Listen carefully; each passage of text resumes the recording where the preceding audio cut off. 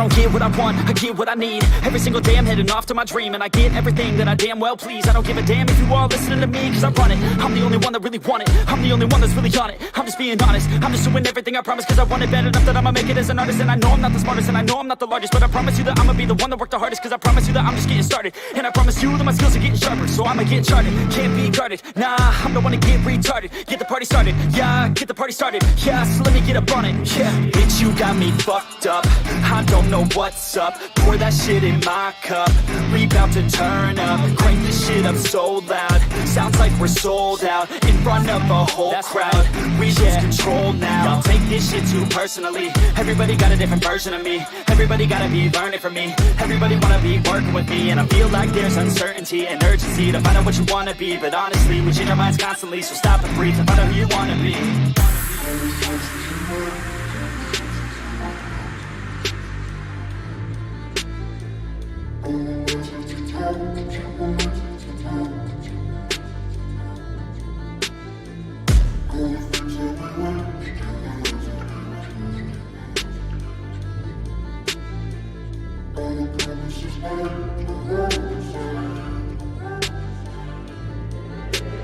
Failure ain't an option, so I'd be cautious. I hope that you're watching, don't try to stop this. Work until I'm nauseous, cause I will not quit. No, because I want this, don't try to stop me. Yo. Failure ain't an option, so I'd be cautious. I hope that you're watching, don't try to stop this. Work until I'm nauseous. How's everybody doing today? Hey, Pixie! Hello.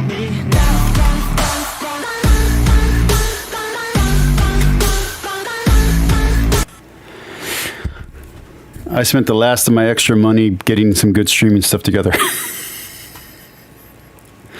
How you doing, Pixie? Today we are going to be covering some Vatican documents. So you came in at just the right stream, the most boring one possible. And we are also, I don't know what we're doing. We're going to look at reason and theology. His commentary on it is going to be slightly different than my commentary on it. I just want to highlight two major points. And let me go ahead and let the world know that my stream is live. Here we go. All right, so here's what we're going to be doing. Is there a way to make that bigger? I guess that's good. Okay. So we're only going to be concentrating for our purposes, for the stuff that I'm interested in. We're going to be covering IVF.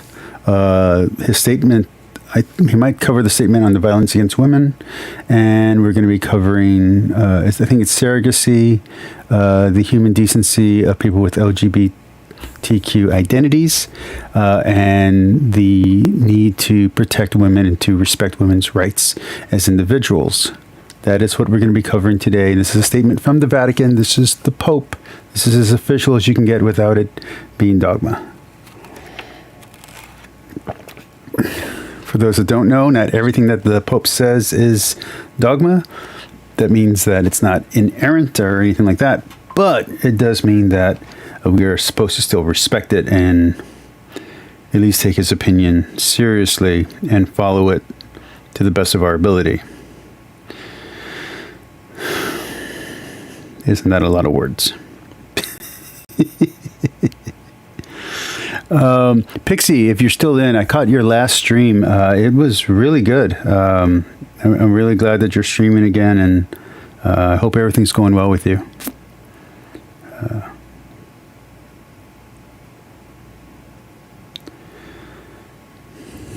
Okay. So let's see here. Let's see. So for those that don't know, the Pope made another big statement talking about the dignity of people. When we get into reason and theology, he'll explain it differently.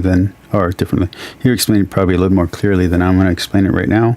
I did read this just a few hours ago. I read it around lunchtime. Pixie, you're one of my favorite people on the internet. I've always said so. I think your channel is well under watch. You deserve a much bigger audience.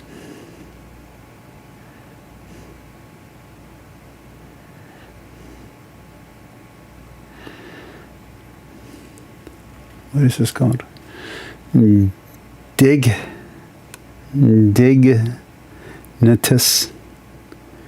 Dignity Infinity. Infinita.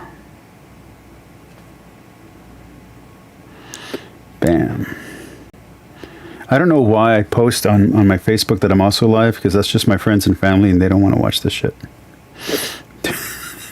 But there you go. Okay, there. Okay. All right.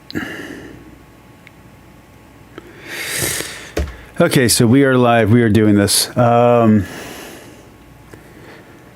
me see. There's a few things that I want to really hit on. And then we'll get into the direct-to-video. I'm trying to get some esoteric people here on the channel as well. So you know any esoteric YouTubers who would like to discuss their ideas and put it up against Catholic ideas, please send them my way.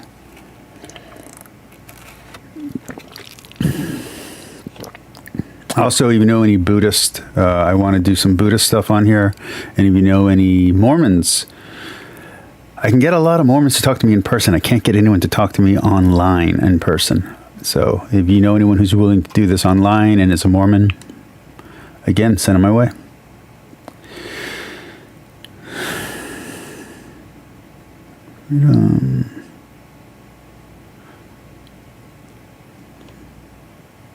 By the way, when I read this afternoon, I had some stuff to do in my personal life, and most of it, like the middle part, was actually really boring, and I fell asleep.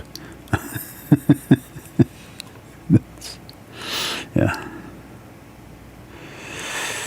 Let's see here. So this is actually really good here. It talks against poverty, and it talks against, I would call it uncontrolled capitalism. Let's go ahead and read a little bit of this. So one of the phenomenon that contributes significantly to denying the dignity of so many people, so many human beings, is extreme poverty, linked as it is to the unequal distribution of wealth. As Pope Saint John Paul II emphasized, one of the greatest injustices in contemporary world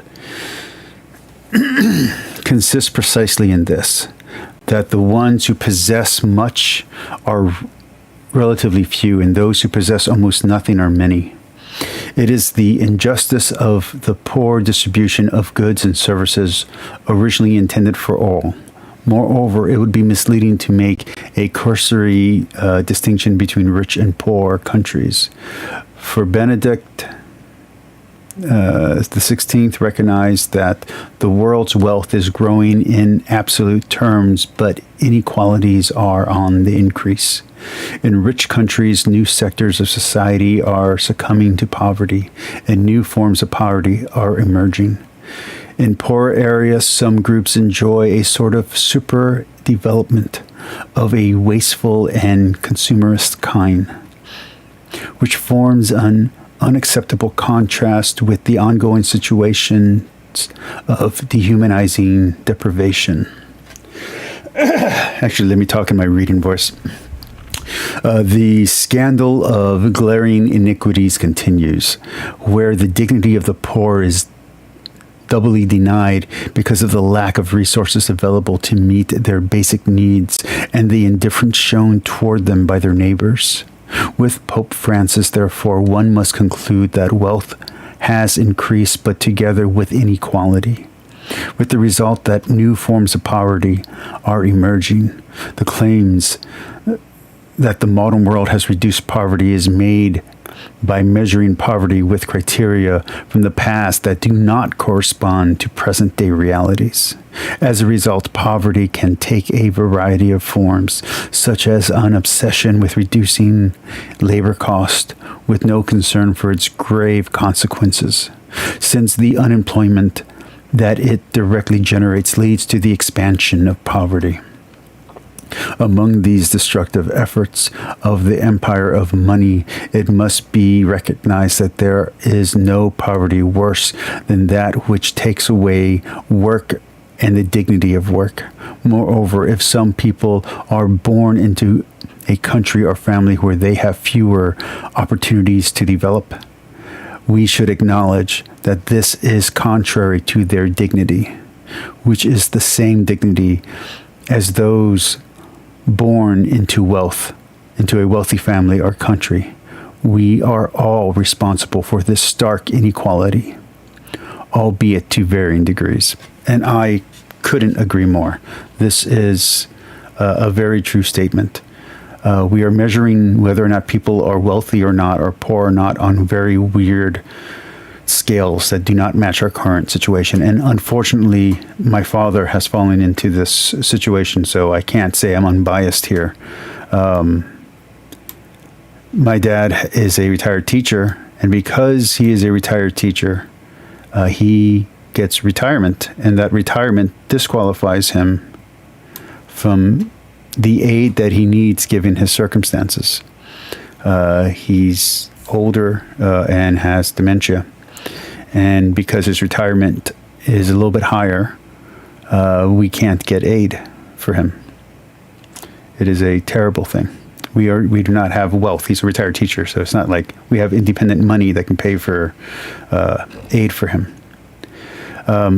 Also, I've seen this with cousins and friends, even a business partner of mine who grew up poor. Nowadays, poverty is on a digital scale where someone doesn't have the right computer, they can't do job interviews. Most interviews are online. So it's just a different thing. It would be like measuring whether you're rich or not based on how many horses you have, or if you have a cart with a wheel. What does that have to do with modern day society? So yeah, it's we're using outdated standards, and people who are working poor are, I think I've even heard the term wealthy poor, which is where you have more than enough money to subsist, but not enough money to exist. Okay, let's move on to the next one. Uh-oh. My computer's blinking orange. I don't know what that means. Is it going to overheat? What's going on? All right, let's see. Okay, let's talk about immigration. Migrants are among the first victims of multiple forms of poverty. Not only is their dignity denied in their home countries, but also their lives are put at risk because they no longer have the means to start a family, to work, or to feed themselves. Once they arrived in countries that should be able to accept them, migrants are not seen as entitled, like others, to participate in the life of society. And it is forgotten that they possess the same intrinsic dignity as any person. No one will consider them less worthy. Well, no one will consider them less worthy, less important, less human. Therefore, no one will ever openly deny that they are human beings. Yet in practice, by our decisions and the way that we treat them, we can show them that we consider them less worthy, less important, less human. Therefore, it is urgent to remember that every migrant is a human person who, as such, possesses fundamental, inalienable rights that must be respected by everyone and in every circumstance. Receiving migrants is an important and meaningful way of defending the inalienable dignity of each human person, regardless of origin, race, or religion. And again, I agree. That doesn't mean we don't need regulations or safeties, but I definitely agree.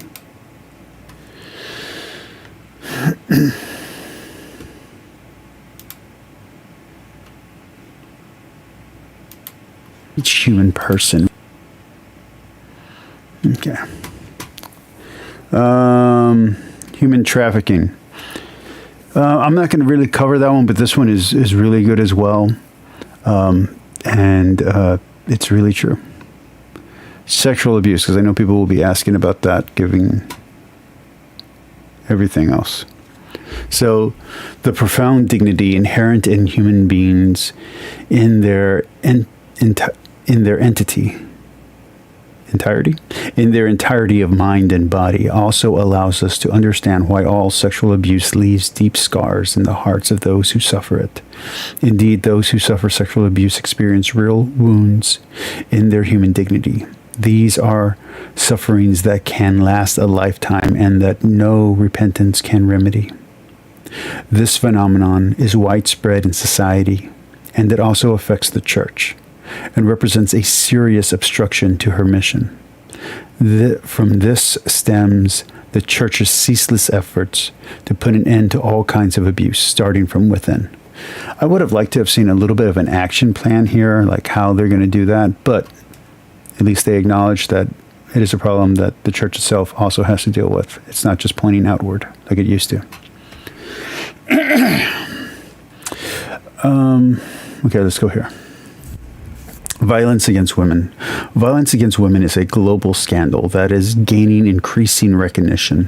While the equal dignity of women may be recognized in words, the iniquities between men and women in some countries remain very serious. And I really love this here because we do a lot to say that women and men are equal in words. We don't do a lot in activity. We don't do a lot in action.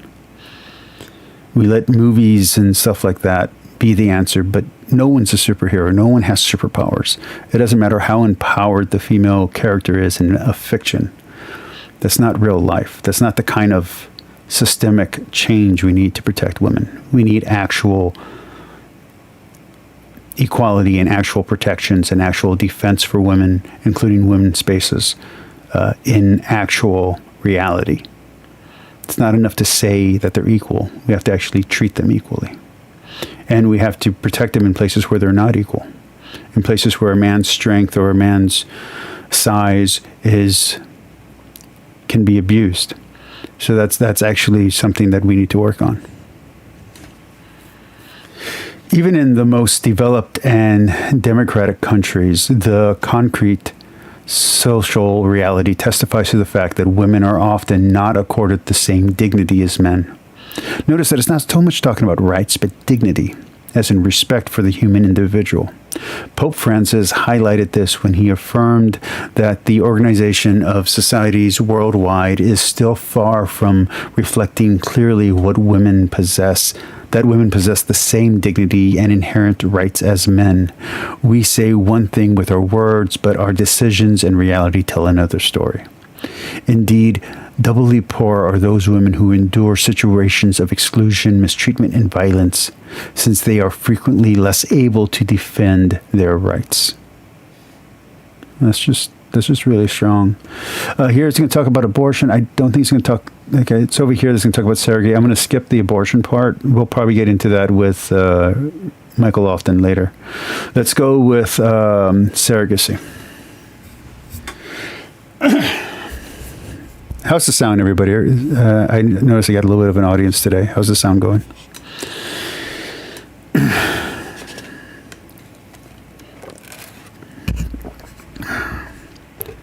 The church also takes us, and this is important for me, the surrogacy one.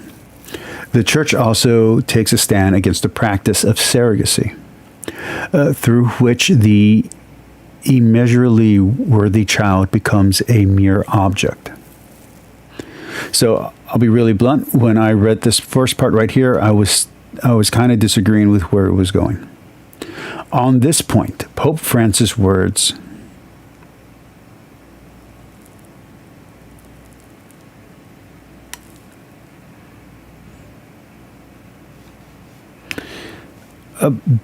B.S. Lewis, if you don't mind me asking, where are you watching from? Because you're not in my room, but you're somehow in my other chat. How are you doing that? That is cool. I want to know how you're doing that. Okay. All right. Let's move forward. Okay.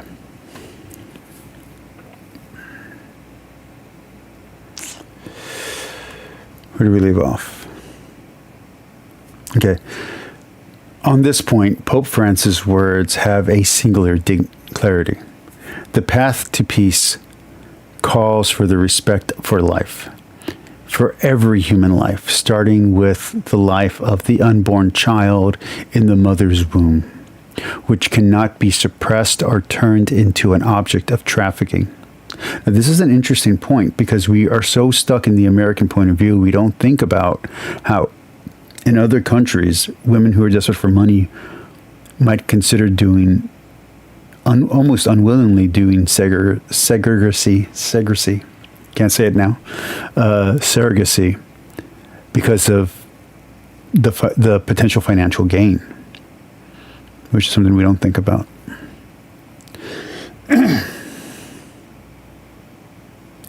In this respect, I deem deplorable the practice of so-called surrogate motherhood, which represents a grave violation of the dignity of the woman and the child based on the exploitation of situations of the mother's material needs. A child is always a gift and never the basis for a commercial contract. Consequently, I express my hope for an effort by the international community to prohibit this practice universally.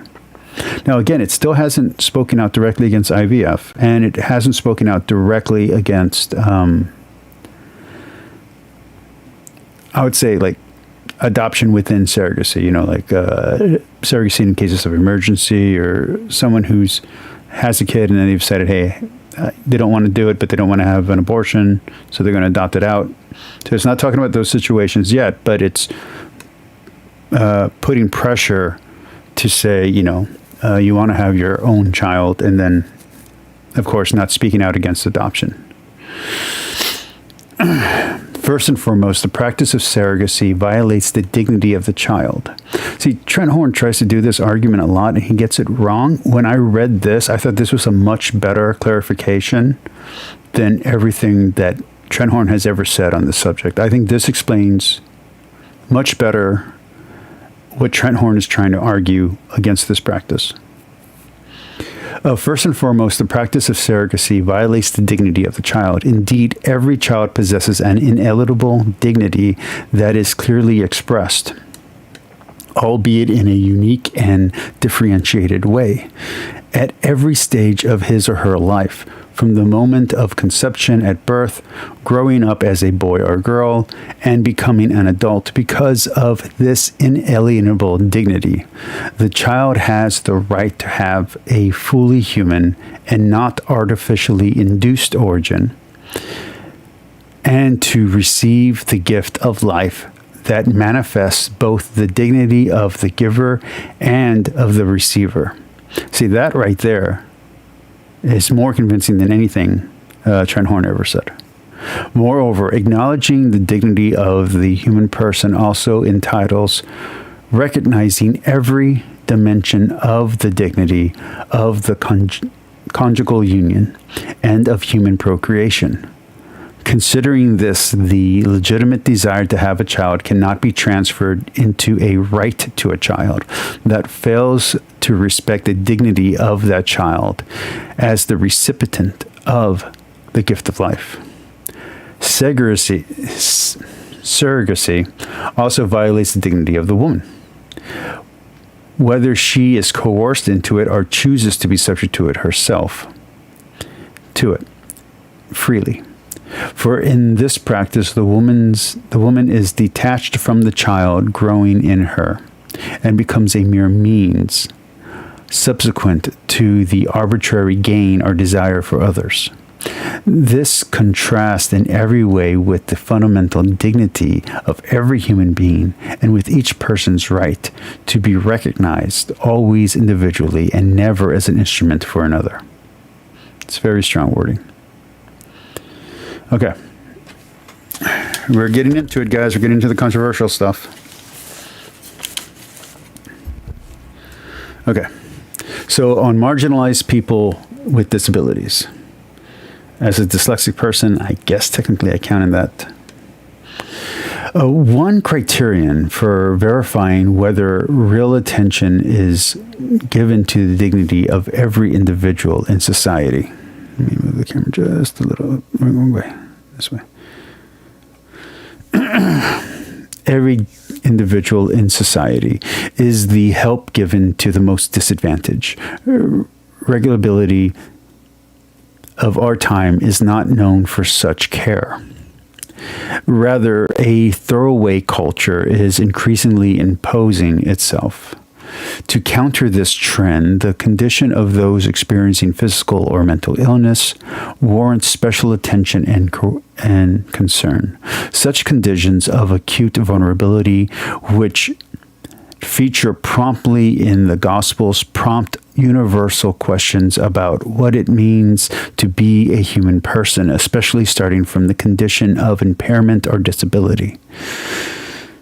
The question of human imperfection also carries clear socio-cultural implications, since some cultures tend to marginalize or even oppress individuals with disabilities, treating them as rejects. However, the truth is that each human being, regardless of their vulnerabilities, receives his or her dignity from the sole fact of being willed and loved by God. Thus, every effort should be made to encourage the inclusion and active participation of those who are affected by frailty or disability in the life of society and of the church. In a broader perspective, it must be remembered that this charity, which is the spiritual heart of politics, is always a preferential love shown to those in greatest need. It undergirds everything we do on their behalf.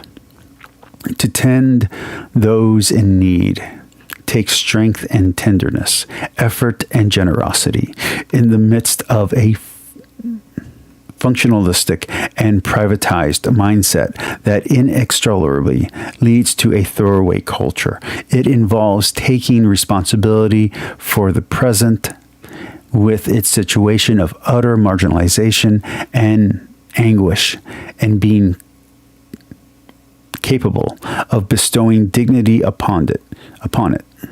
It will likewise inspire intense efforts to ensure that everything be done to protect the status and dignity of the human person.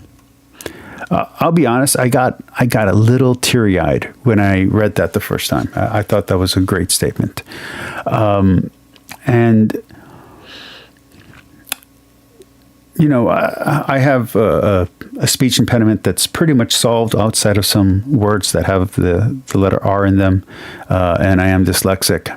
I may or may not be on the mild edge of the autism spectrum. When I went to go get an assessment, we talked about getting tested for that because there are signs, but they said basically everything they would ever teach me or show me to handle that situation I've already done. And ADHD is another thing that they wanted to talk about.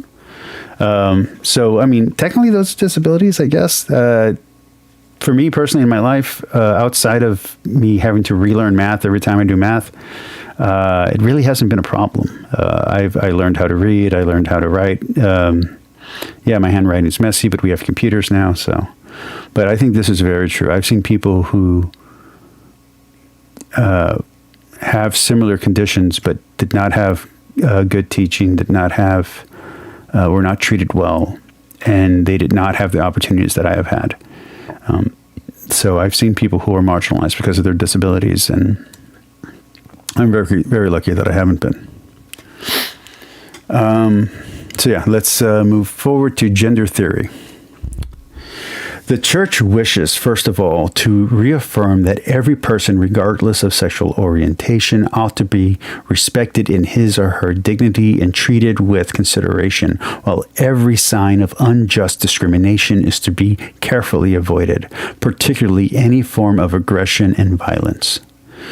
For this reason, it should be denounced as contrary to human dignity the fact that in some places, not a few people are imprisoned, tortured, and even deprived of a good life solely because of their sexual orientation. And I think this was a very important statement when I read it, because we are too focused on the United States and too focused on the Western society, where we will say something, especially us on the right or us who are Christians, will say something like, yeah, but I mean, you're not oppressed. Your sexuality, you're out in the open, you're on the Super Bowl.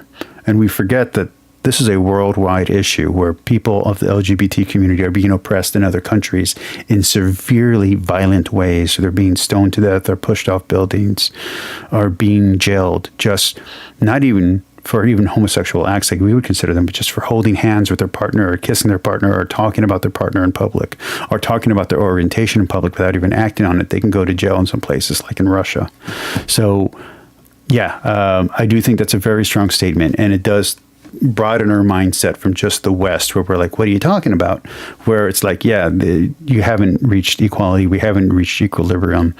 You're still being oppressed in other nations, and we're not that far away from when we were oppressing you on the same level just 20 years ago, just 15 years ago, when these laws were still on the books in our country. So I think that is a very good reminder.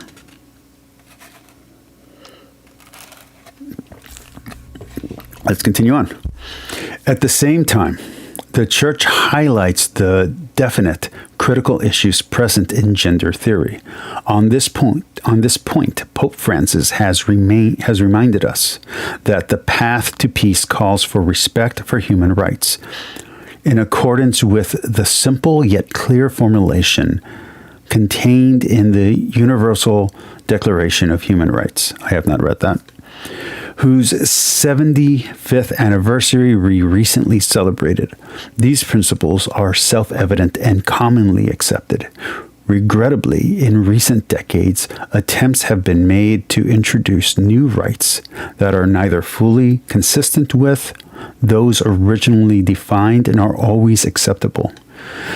They have led to instances of ideological colonization. I love that wording. In which gender theory plays a central role. The latter is extremely dangerous since it cancels differences in its claim to make everyone equal. And that's very true. If everyone's equal and doesn't need equal protections, then those equal protections will be torn away.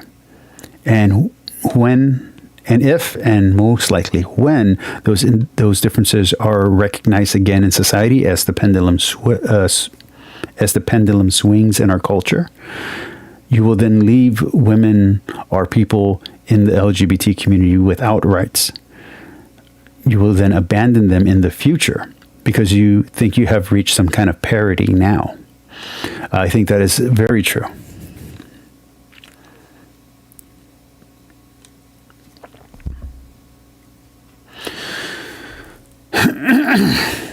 Regarding gender theory, those whose scientific coherence is the subject of considerable debate among experts, I wish they would have added today, the Church recalls that human life in all its dimensions, both physical and spiritual, is a gift from God.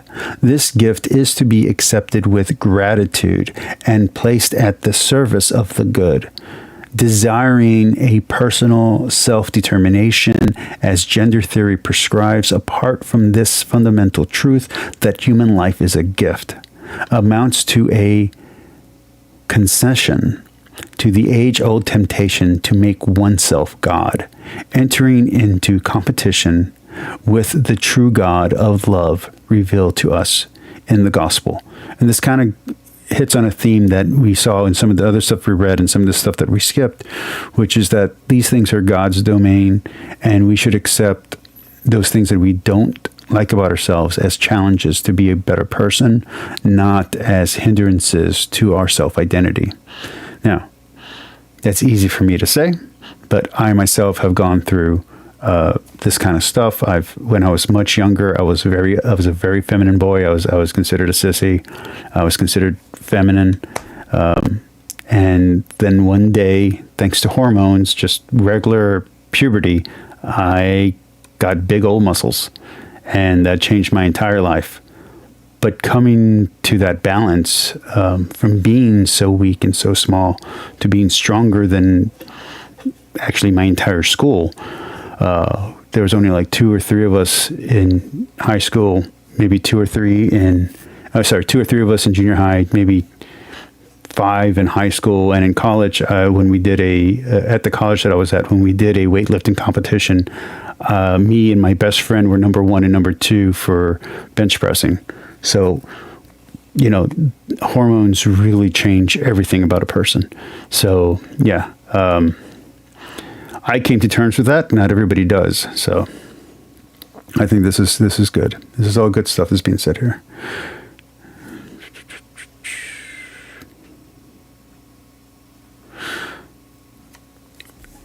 Another prominent aspect of gender theory is that it intends to deny the greatest possible difference that exists between living beings, sexual difference. This foundational difference is not only the greatest manageable difference, but is also the most beautiful and most powerful of them. In the male-female couple, this difference achieves the most marvelous of reciprocities. It thus becomes the source of that miracle that never cease to surprise us, the arrival of new human beings in the world. And I often thinking about this on an evolutionary scale. We need more human beings to survive. The whole point of survival, whether it's on the genetic level, whether it's genes, whether it's cells, is life, is to continue to live. That's what we're primed to do. So I do think there is a lot there that needs to be studied and learned and explored more deeply. And I do think the church is being wise in its conservativeness on this issue and on this aspect of this issue. In this sense, respect for both one's own body and that of others is crucial in light of the proliferation of claims to new rights advanced by gender theory. This ideology envisages a society without sexual differences, thereby eliminating the anthropolitical basis for the family. It thus becomes unacceptable that some ideologies of this sort, which seek to respond to what are at times understandable aspirations, notice what it said, seeks to respond to what at times are understandable aspirations. I'm adding the word are. Manage to assert themselves as absolute and unquestionable, even dictating how children should be raised. It needs to be emphasized that biological sex and the social cultural role of sex gender can be distinguished but not separated. I love that. Remember, this is talking to Catholics. Can be distinguished but not separated. Therefore, all attempts to obscure reference to the ineligible sexual difference between man and woman are to be rejected. We cannot separate the masculine from the feminine and the feminine from God's work of creation, which is prior to all decisions and experiences, and where biological elements exist which are impossible to ignore. Only by acknowledging and accepting this difference in reciprocity, I know this word from Transformers the movie, and I still can't say it, can each person fully discover themselves, their dignity, and their identity. Good stuff. Okay. Sex change. Here we go. The dignity of the body cannot be considered inferior to that of the person as such. The Catechism of the Catholic Church expressly invites us to recognize that the human body shares in the dignity of the image of God. Such a truth deserves to be remembered, especially when it comes to sex change. For humans are inseparably composed of both body and soul. That's very important. So we're not Gnostics in the Catholic Church. We believe the body is composite. It is both soul and body. The body's not dirty, and the soul is a part of the body, and the body is part of the soul. So we're composite beings. We're not true souls, as they say. In this, the body serves as the living context in which the interiority of the soul unfolds and manifests itself, as it does also through the network of human relationships. Consulting the persons, being the soul and the body, both participate in the dignity that characterize every human. Moreover, the body participates in that dignity as it is endowed with personal meanings, particularly in its sexual condition. It is in the body that each person recognizes himself or herself as generated by others.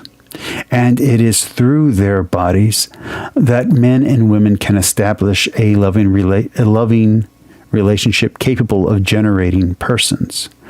Teaching about the need to respect the natural order of the human person, Pope Francis affirmed that creation is prior to us and must be received as a gift. At the same time, we are called to protect our humanity. And this means, in the first place, accepting it and respecting it as it was created. It follows that any sex change intervention, as a rule, notice the word, risk, not necessarily, but risk, threatening the unique dignity of the person. What is it risking? The unique dignity of the person. If everybody becomes just like everybody else, you're no longer unique and you're now losing your individuality. Has received from the moment of conception that uniqueness of yourself, of the self. This is not to exclude the possibility that a person with genital abnormalities that are already evident at birth or that develop later may choose to receive the assistance of healthcare professionals to resolve these abnormalities, i.e., there are exceptions to the rule. However, in this case, such a medical procedure would not constitute a sex change in the sense intended here, meaning that even if you change your sex characteristics, you're not changing your internal biology, no matter how many hormones you take. Okay, which leads to more, in this opinion, which could lead to higher risk of losing your self-identity. All right, so that is my opinion on all of this, but now let's get to the nitty-gritty stuff, shall we? That's me reading the relevant text, and now let's hear Michael Lofton. 6. Beginning at paragraph 7, we're going to do some reading. But the first paragraph talks about human dignity and how it remains regardless of circumstances. It's something that is created by God and is redeemed by Jesus Christ, but circumstances don't take away from this inherent human dignity that we have. Paragraph 2 in the introduction section talks about, again, human dignity and how humans deserve respect. So this dignity requires respect on part of others. Paragraph 3 talks about how the church has often promoted the rights of all and promoted human dignity. Paragraph 4 talks about various rights to goods, rights to religion, rights to life that people have based on human dignity. Also has a small section there against torture, which will be discussed later on in more detail in the document. Paragraph 5 goes over dignity and how it extends to the most defenseless in society. And then paragraph 6 speaks about inalienable dignity. Now, beginning in paragraph 7, we have a new section of fundamental clarification. So I'm going to let him talk each portion, and then I'll comment after each portion. Him and I think, are coming at this from a slightly different perspective. I mean, we both submit to it.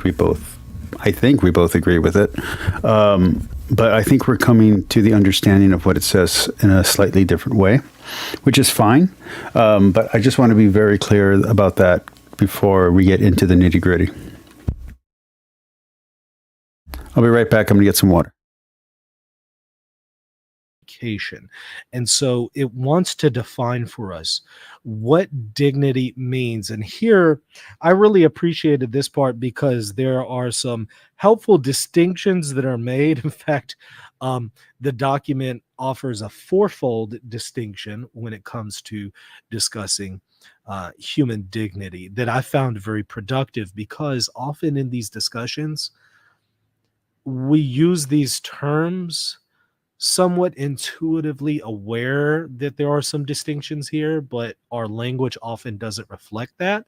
And so sometimes we end up talking past each other. So it offers us a very helpful distinction between ontological dignity, moral dignity, social dignity, and existential dignity, which it is going to define for us. You know, when I read it, I didn't really hear too much about existential dignity. I'll be really honest about it. And the ontological dignity portion, I would really like a much further explanation than what either the document or what Michael often gives. In paragraphs 7 and 8, as we will read entirely here. So it's kind of this quadratic distinction. So I was happy to see that. Let's begin at paragraph 7. There is widespread agreement today on the importance and normative scope of human dignity. Let me try to zoom in just a little bit more for you. On the importance and normative scope of human dignity, and on the unique and transcendent value of every human being. However, the phrase, the dignity of the human person, risks lending itself to a variety of interpretations that can yield potential ambiguities and contradictions that lead us to wonder whether the equal dignity of all human beings is truly recognized, respected, and protected, and promoted in every situation. This brings us to recognize the possibility of a fourfold distinction of the concept of dignity: ontological, moral, social, and existential dignity. The most important among these is ontological dignity. So it's going to define that first one for us. That belongs to the person as such, simply because he or she exists and is willed, created, and loved by God. So this is something ontological. Now, here's my question, though. How do we prove that? Let's say I get into a debate with an atheist, or, I don't know, some kind of collectivist that doesn't believe in individual value. I haven't met anyone like that, but let's just say I do. And we have a debate. How am I going to prove, first off, if they don't even believe in a God, that we have God-given rights? And then how are we going to prove after that each human individual has individual dignity? And then how do we define human? Is it the evolution of a soul? Is it the evolution of the mind and reason? Then how do we prove that a baby has dignity, that someone without a mind but just a living body has dignity? At what point does a cell have dignity? The document does go a pretty long way to explain that even animals have dignity, and we need to respect the rights of animals, which I appreciate. But how are we arguing that to someone who doesn't share our beliefs? That's what I'm curious about. Logical in nature. It's innate. And it is because God has given this to us, and because he has willed us, created us, and loved us. Ontological dignity is How do we prove a brute fact? indelible. It remains valid beyond any circumstances in which the person may find themselves. So when we speak about ontological dignity, we're talking about something that cannot be lost. That's important. However, it gives you a different kind, another distinction here of human dignity, and it speaks of a kind that can be lost. Watch this. When we speak of moral dignity, however, we refer to how people exercise their freedom. So there's a difference between being what we are and how we exercise how we are. While people are endowed with conscience, they can always act against it. However, were they to do so, they would behave in a way that is not dignified with respect to their nature as creatures who are loved by God and called to love others. Yet this possibility always exists for human freedom, and history illustrates how individuals, when exercising their freedom against the law of love revealed by the gospel, can commit inestimably profound acts of evil against others. Those who act this way seem to have lost any trace of humanity and dignity. So here it's making a really important distinction in this discussion, because what I see is a lot of people get tripped up on this distinction because they fail to make it. Some will argue, well, no, human dignity can't be lost. And others will say, but wait, if you commit this act, it's clearly that person's dignity is lost. Well, they're both true, but we have to make a distinction. Ontological dignity can't be lost. Moral dignity, however, can. And it can be lost based on behavior. Well, I do believe you can denigrate yourself, and I have used the term with people to act like a human, don't act like an animal. I've used that term in conversation. Where's that in this document? Because I read the entire document, and I don't actually see that defined in that way, at least in this declaration. This is where the present distinction can help us discern between the moral dignity that de facto can be lost. It acknowledges when we speak of this aspect of human dignity, we can talk about the loss of dignity. There are certain acts, heinous, evil, egregious acts that people could commit, and it's fair to say that person has lost their dignity. While simultaneously, one can also say, but they still retain their human dignity, because we're making this distinction between our point that we must work with all of our might so that all those who have done evil may repent and convert. Amen. Right? I feel like, is this a Baptist document? I expect to see an amen at the end of this paragraph. Right. So notice this call to repentance and conversion for people who are not living up to their dignity. So you see the difference, right? There's this sense in which we always have human dignity. That is, it's innate to us because God has created us and we are made in his image and likeness. There's another sense in which we can lose our dignity by not living up to what we are, not realizing it in our actions and in our behaviors. And when we fail to realize it, we need to repent. Repentance means turn away. It's a 180. It's a turning away from evil. We need to repent and convert. Turn away from this madness and start to realize the dignity that we have, not only as humans, but especially if we are in Christ Jesus, because as the document is going to note here in a little bit, that image that we have is enhanced and elevated by our participation in Christ. Okay, so now take a look at what it says here in paragraph 8 as it continues to define these distinctions. Now it's going to explain social versus existential dignity. There are still two other possible aspects of dignity to consider. Okay. Sure. Social and existential. When we speak of social dignity, we refer to the quality of a person's living conditions. So now this is something a little bit external, if you will. It's environmental. It's circumstantial. For example, in cases of extreme poverty, where individuals do not have what is minimally. See, for me, I would define existential dignity as kind of a metaphysical dignity, a dignity that's outside of yourself, maybe even outside of reality, that is innate and always present. Well, at least Michael Lawton's reading of this paper seems to say that existential dignity is any dignity outside of yourself within this reality.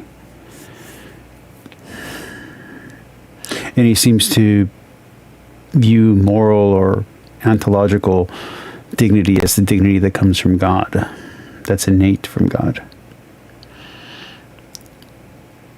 If your value is existential, then wouldn't that be the value that comes from God? It would be the existential value, and not your internal value, which would come from the dignity of man or the dignity of life, which you might say originates with God in creation, but would actually be your common ancestry with all living life. And therefore, your dignity extends to animals and everything like that.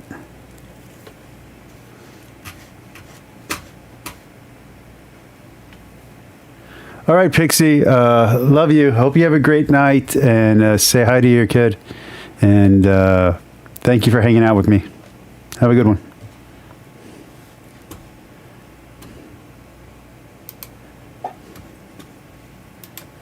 Necessary to live according to their ontological dignity: food, shelter, water. It is said that those poor people are living in an undignified manner. This expression does not imply a judgment on those individuals, but highlights how the situation in which they are forced to live contradicts their inalienable dignity. So it's referring to a situation. It's not a judgment of them. This is not a judgment on their moral dignity. The last meaning is that of existential dignity, which is the type of dignity implied in the ever-increasing discussion about a dignified life versus one that is not dignified. For instance, while some people may appear to lack nothing essential for life for various reasons, they may still struggle to live with peace, joy, and hope. In other situations, the presence of serious illness, violent family environments, pathological addictions. So to me, that makes me think of like existential crisis or ennui.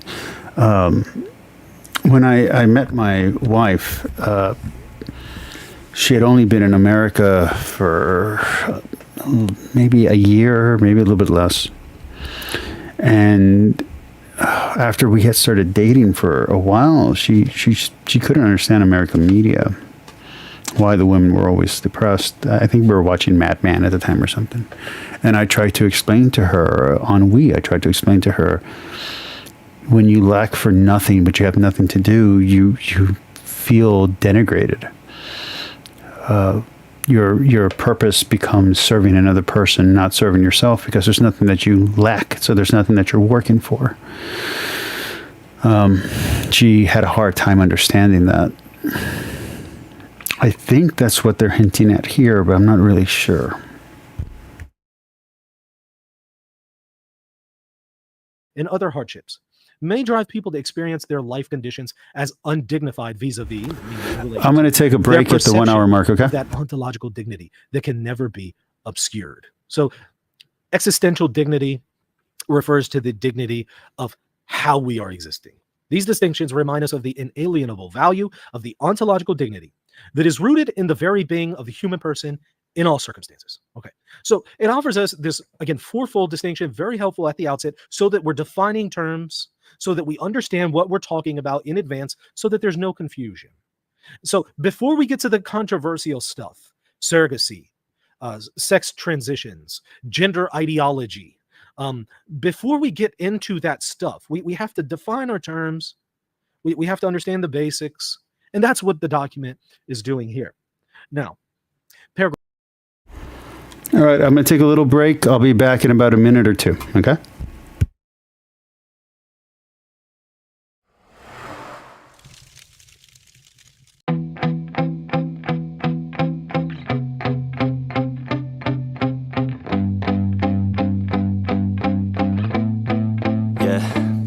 My hands steady, I feel ready, but my legs heavy, I don't get it. How come I haven't hit it already? Still working, I'm still learning, I'm still searching, finally earning something, finally turning something called a profit. If I hear you talking shit, don't get caught in it. I'll be popping off and hit your ass, dropping all your shit. Yeah, I promise this, I got promises, you ain't stopping this. Cross my shit, you'll be knocked unconscious, bitch. That's the consequence, I got this, I will not quit. Man, I'm on it, honest, I'm gonna launch quick, then I'm gone. It's just a matter of time before I'm over the climb and moving under my prime. I'm just quit my 9 to 5. I'm rocking, and they watching, cause it's shocking. Dropping all these top 10 songs, no stopping. It's time to live my life, it's time to live, not die. Wish I could slow down time and just enjoy the climb. And I'm the one to get it, bro.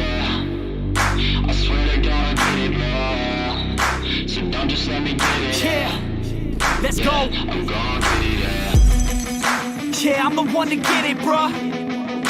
I swear to God I'll get it, bruh. Hey, I ain't never giving up. Yeah, I never give up. I got this, man, I got it. I will not quit, I'm on it. Never off it. Got the block lit, I'm toxic. Spitting logic, make them nauseous. Honest, can I stop this? Never cautious, drop it. I'm the hardest. Knock, knock, bitch, watching. I'm the fucking king of rock, bitch. Profit, spitting hot shit. I'm topic, chronic.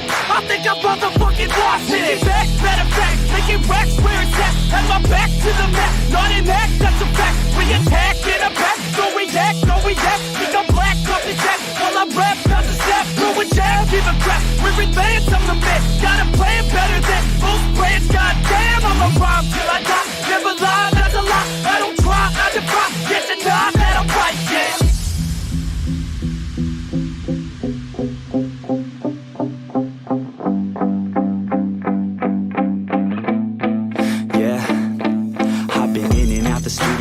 Like a student though, working on a movement, yeah, I'll do it cause I'm in the zone. And you know that I'm ready for the shows. How it goes, I don't know, but I'm waiting till I'm chose. Front row, here I go. All these people wanna know what you think of them lately. Do you really love me or do you really hate me? On a scale of 1 to 10, what would you grade me? All this social media has got me going crazy lately. Everything's inflated. Okay, we're back. Everyone's invaded. Privacy is naked. Man, I really hate it. God, I really hate it. I just wanna make it through all this fate. Paragraph 9 Part talks of that about was that my wife wanted to talk to me the real human quick. person, and it defines how the person is an individual substance of a rational nature. You've probably heard that before. I hope so. This is the classical definition of Boethius. I think Boethius was 5th century, if I recall correctly. Classical definition. Individual substance of a rational nature. Now, notice this part here that is in the definition, rational nature. The document is careful to note that though this is part of the definition, the I'm right here, I'm right by the exercise of stream. rationality is not absolutely required for a person to still have their human dignity. In other words, a person who is in a vegetative state or has not yet attained the age of reason, those persons still have human dignity and still are persons. So you can understand this aspect of their rational nature Hello, Lisa. as at the very least potentiality. It may not necessarily be an act. Again, there might be people in a vegetative state. So that rationality, they're not currently actively using it. However, that potency is still there. So this is an important distinction that it makes. So let me read this paragraph. Finally, it's worth mentioning that the classical definition of a person as an individual substance of a rational nature clarifies the foundation of human dignity. As an individual substance, the person possesses ontological dignity, that is, at the metaphysical level of being itself.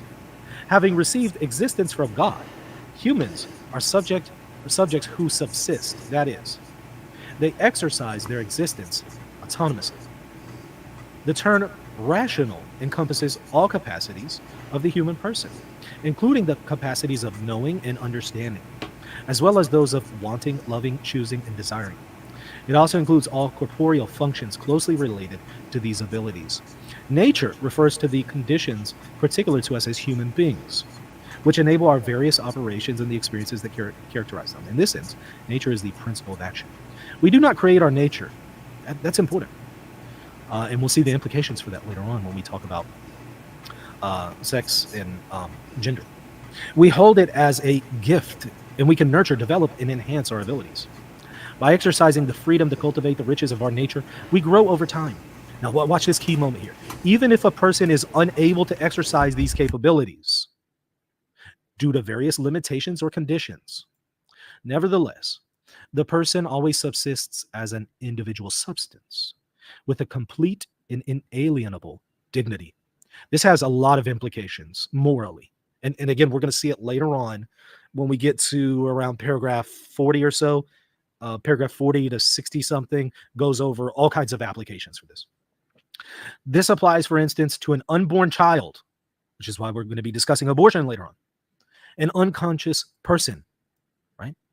Or an older person in distress. And that will have implications on the document's discussion on euthanasia later on. So very important paragraph.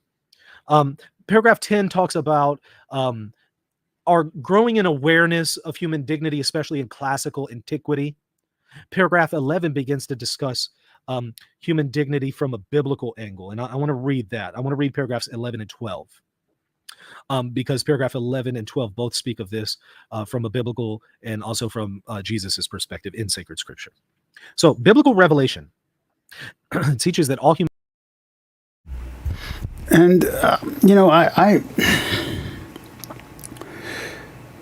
I know that there's a little bit of beef going on with him and other previous parties for the way that he's behaved. Before this document came out, today's original one was going to be listening to his previous co-host talk about him and his relationship and how they work together and all that kind of stuff. So I'm not really sure if his current point of view is more muted than it used to be. I don't know what his relationship right now is with Catholic Answers. I know he was an affiliate for a little while, but I haven't seen him interact with them in some time. And every time that I brought up the Trent Horn video, my message would get deleted. I don't know if that was him or YouTube or what.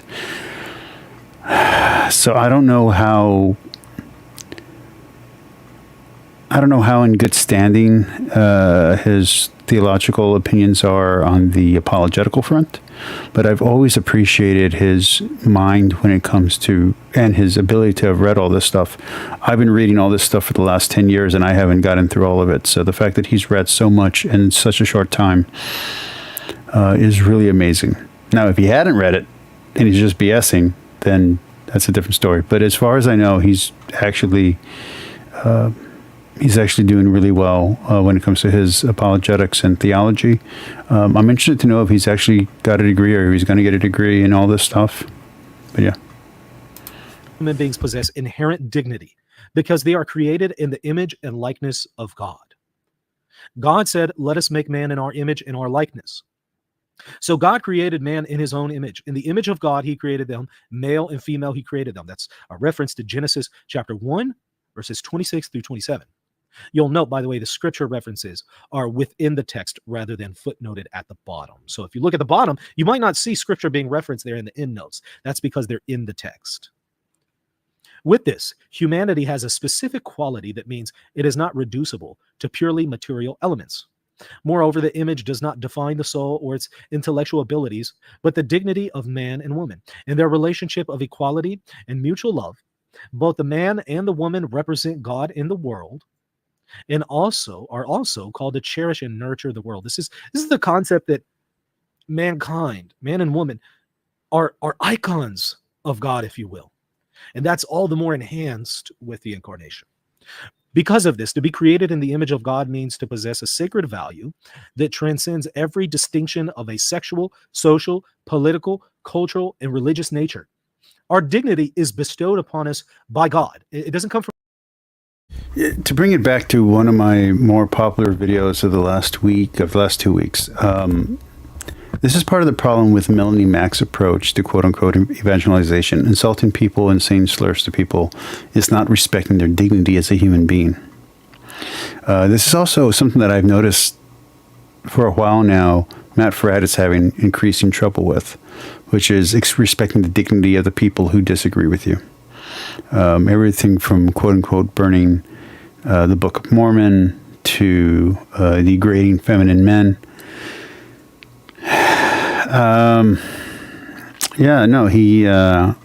A lot of people confuse Christian boldness with rudeness.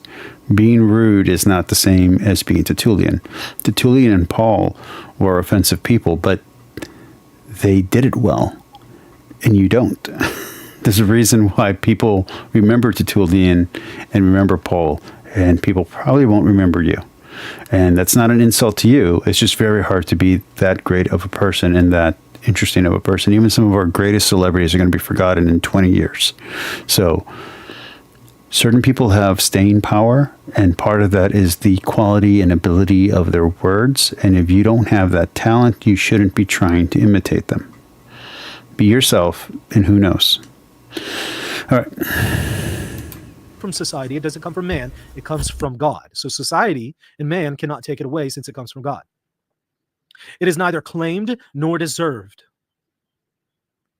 Every human being is loved and willed by God, and thus has an inviolable dignity. In Exodus, at the heart of the Old Testament, God shows himself to be the one who hears the cry of the poor. This is something we see all the time in the Old Testament and New Testament. He sees the misery of his people and cares for those who are least, and for the oppressed. The same teaching can be found in the Deuteronomic Code. Here, the teaching on rights is transformed into a manifesto of human dignity, particularly in favor of the threefold category of the orphan, the widow, and the stranger. You'll see this constantly when you read throughout the Old Testament. The critical conscience of Israel. The prophets Amos, Hosea, Isaiah, Micah, and Jeremiah have entire chapters denouncing injustice. Amos bitterly decries the oppression of the poor and his listeners' failure to recognize any fundamental human dignity in the destitute. Isaiah pronounces a curse against those who trample on the rights of the poor, denying them all justice.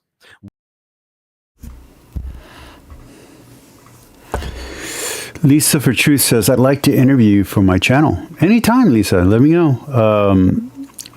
For my part-time job, I'm going to be closing the store, I think Thursday and Friday. So let me know when you'd like to do it so I can set some time aside.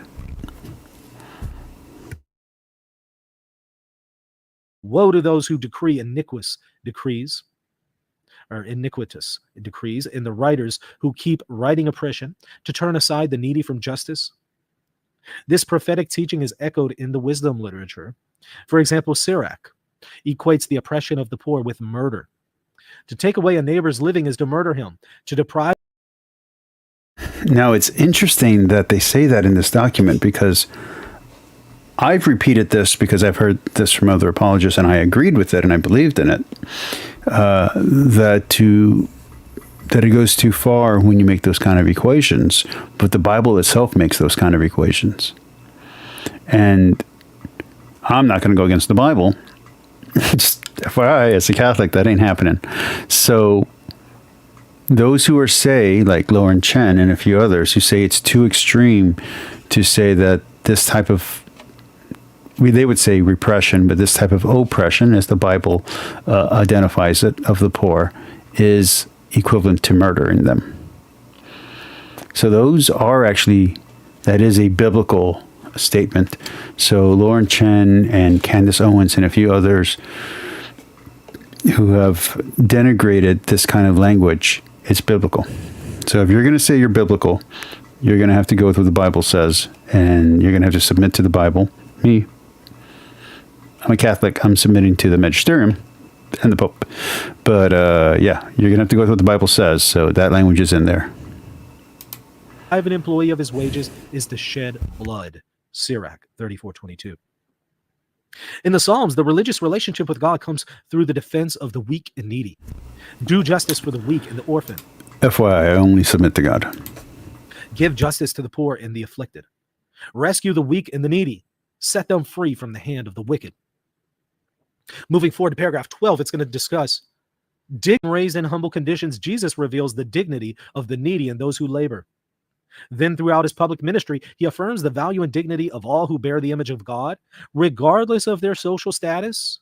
You may think of prostitutes and tax collectors and external circumstances. I want to give a little bit of props to Melanie Mack, and maybe because Melanie Mack used to be a very different person online than who she's currently being, but she defended cam girls who are converting into Catholicism and Christianity, and I appreciate that. The Bible is all about Jesus reaching out to those who are rejected and outcast by society and inviting them back in. So, yeah. Human dignity and valuing the human person regardless of their past sins and mistakes. Jesus broke down cultural and cultic barriers, especially by bringing Gentiles into the covenant, restoring dignity to those who were rejected or were considered to be on the margins of society, such as tax collectors, women, children, lepers, the sick, strangers, and widows. He heals, feeds, defends, liberates, and saves. He is described. It's a book in the Bible.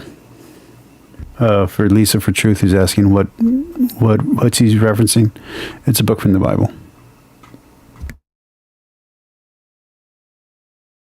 As a shepherd who is concerned about the one sheep that was lost. He identifies with the least of his brethren. As you did it to one of the least of these, my brethren, you did it to me. That's Matthew 25, verse 40. In biblical language, the little ones are not only the children, but are also the vulnerable, the most insignificant, the outcast, the oppressed, the discarded, the poor, the marginalized, the unlearned, the sick, and those who are downtrodden by the powerful. The glorious Christ will judge by the love of neighbor that consists in ministering to the hungry, the thirsty, the stranger, the naked, the sick, and the imprisoned with whom he identifies. For Jesus, the good done to every human being, regardless of the ties of blood or religion, is the single criterion of judgment. The Apostle Paul affirms that every Christian must live according to the requirements of dignity and respect for the rights of all people, according to the new commandment of love.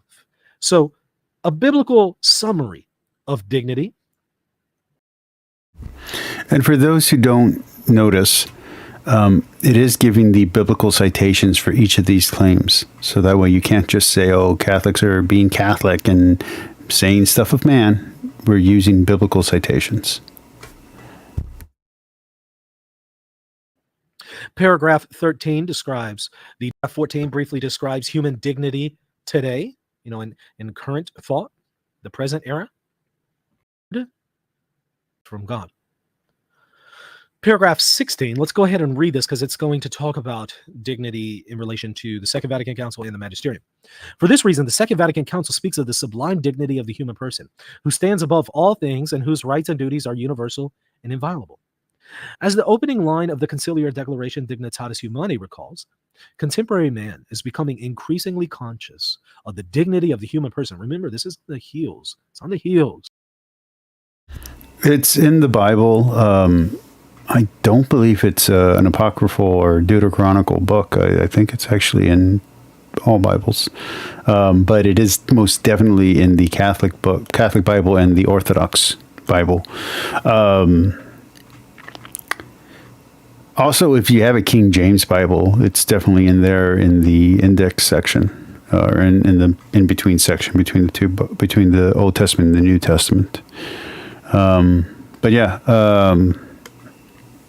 I don't know. Is Sirach considered apocrypha by certain Protestants? Let me see. Is the book of Sirach considered apocrypha?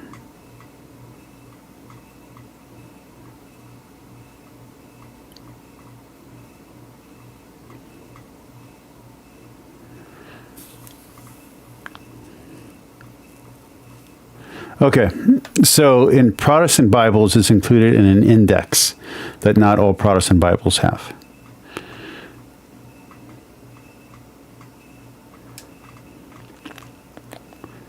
Okay, so there you go. But it is in the Catholic and Orthodox texts.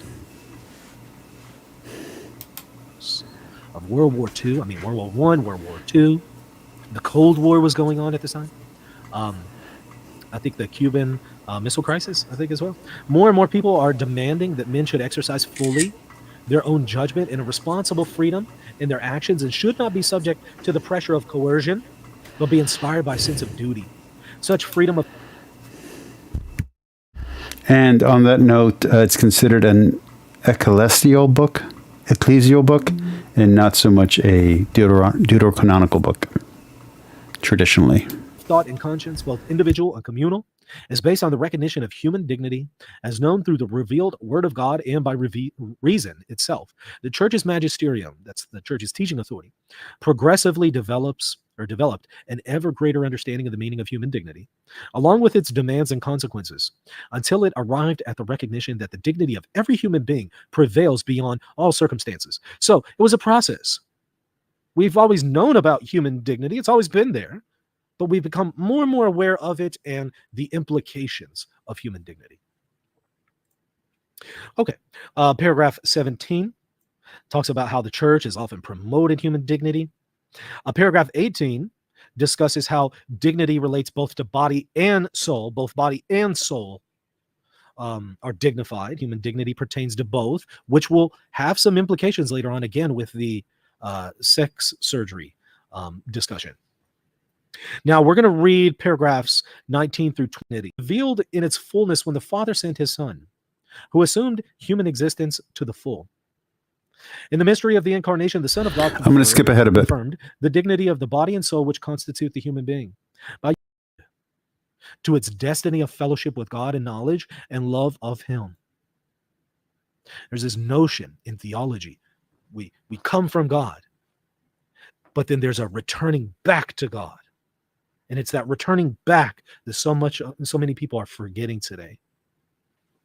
And like to manipulate people's reason, or it applied in a partial way that fails to take manipulate with the healthy strive to exist so that dignity image to obscure it existence. Have a choice to recognize our dignity. We still have that dignity whether we realize it or not, but we do have.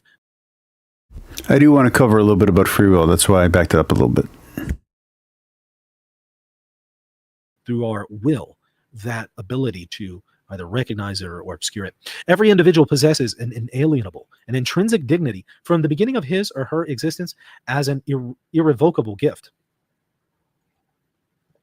However, the choice to express that dignity and manifest it to the full or if you haven't seen photos of Lofton lately, I think he's lost a little bit of weight and he's gained a little bit of muscle. So that's interesting. And he's tall, man. I didn't know that. To obscure it. Again, it is possible to obscure that dignity.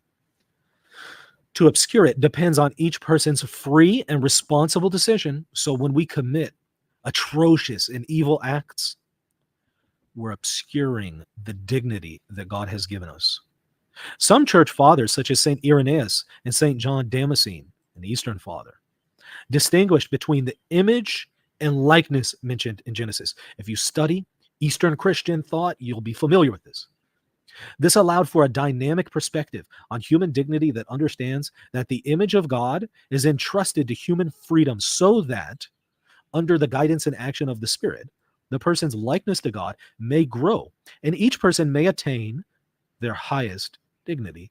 All people are called to manifest the ontological scope of their dignity on an existential and moral level as they, by their freedom, orient themselves towards the good in response to God's love. Thus, as one who is created in the image of God, the human person never loses his or her dignity. Again, talking about that ontological reality. And never ceases to be called to embrace the good freely. At the same time, to the extent that the person responds to the good, the individual's dignity can manifest itself freely, dynamically, and progressively. With that, it can also grow and mature. Consequently, each person must also strive to live up to the full measure of their dignity. In light of this, one can understand how sin can wound and obscure dignity. Yes, sin obscures our dignity, as it is an act contrary to that dignity.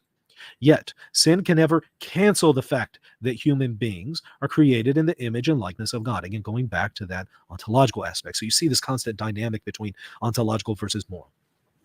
In this way, faith plays a decisive role in helping reason perceive human dignity and in accepting, consolidating, and clarifying its essential features. As Benedict XVI pointed out, without the corrective supplied by religion, though reason too can fall prey to distortions, as when it is manipulated by ideology.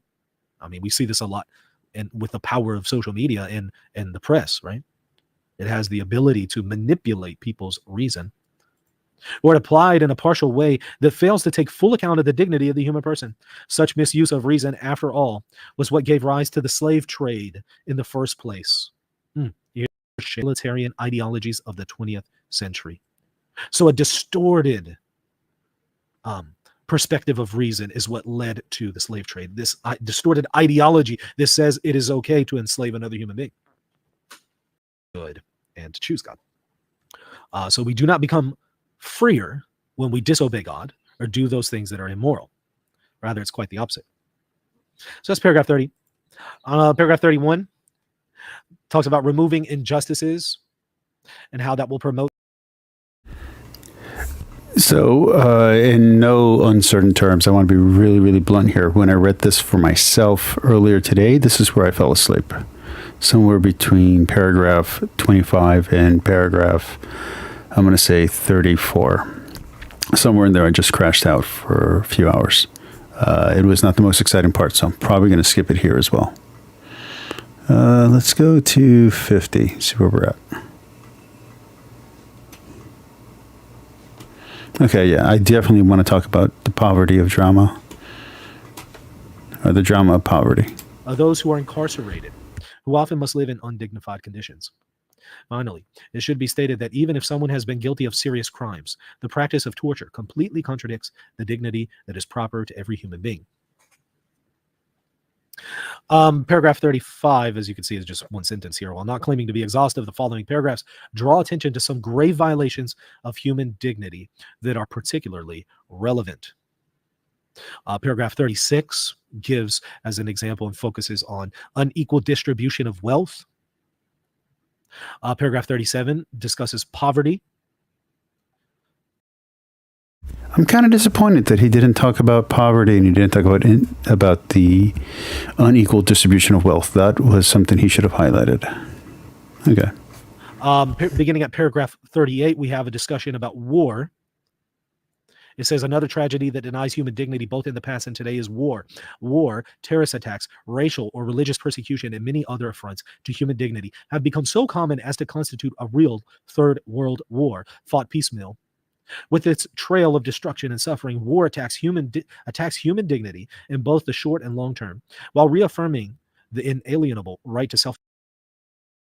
I'm honestly curious who doesn't know that, who doesn't understand that war hurts the dignity of man. Even if it raises some men and women to the highest of dignities, to the highest of nobility, it perverts and twists others into monsters, and it turns others into victims.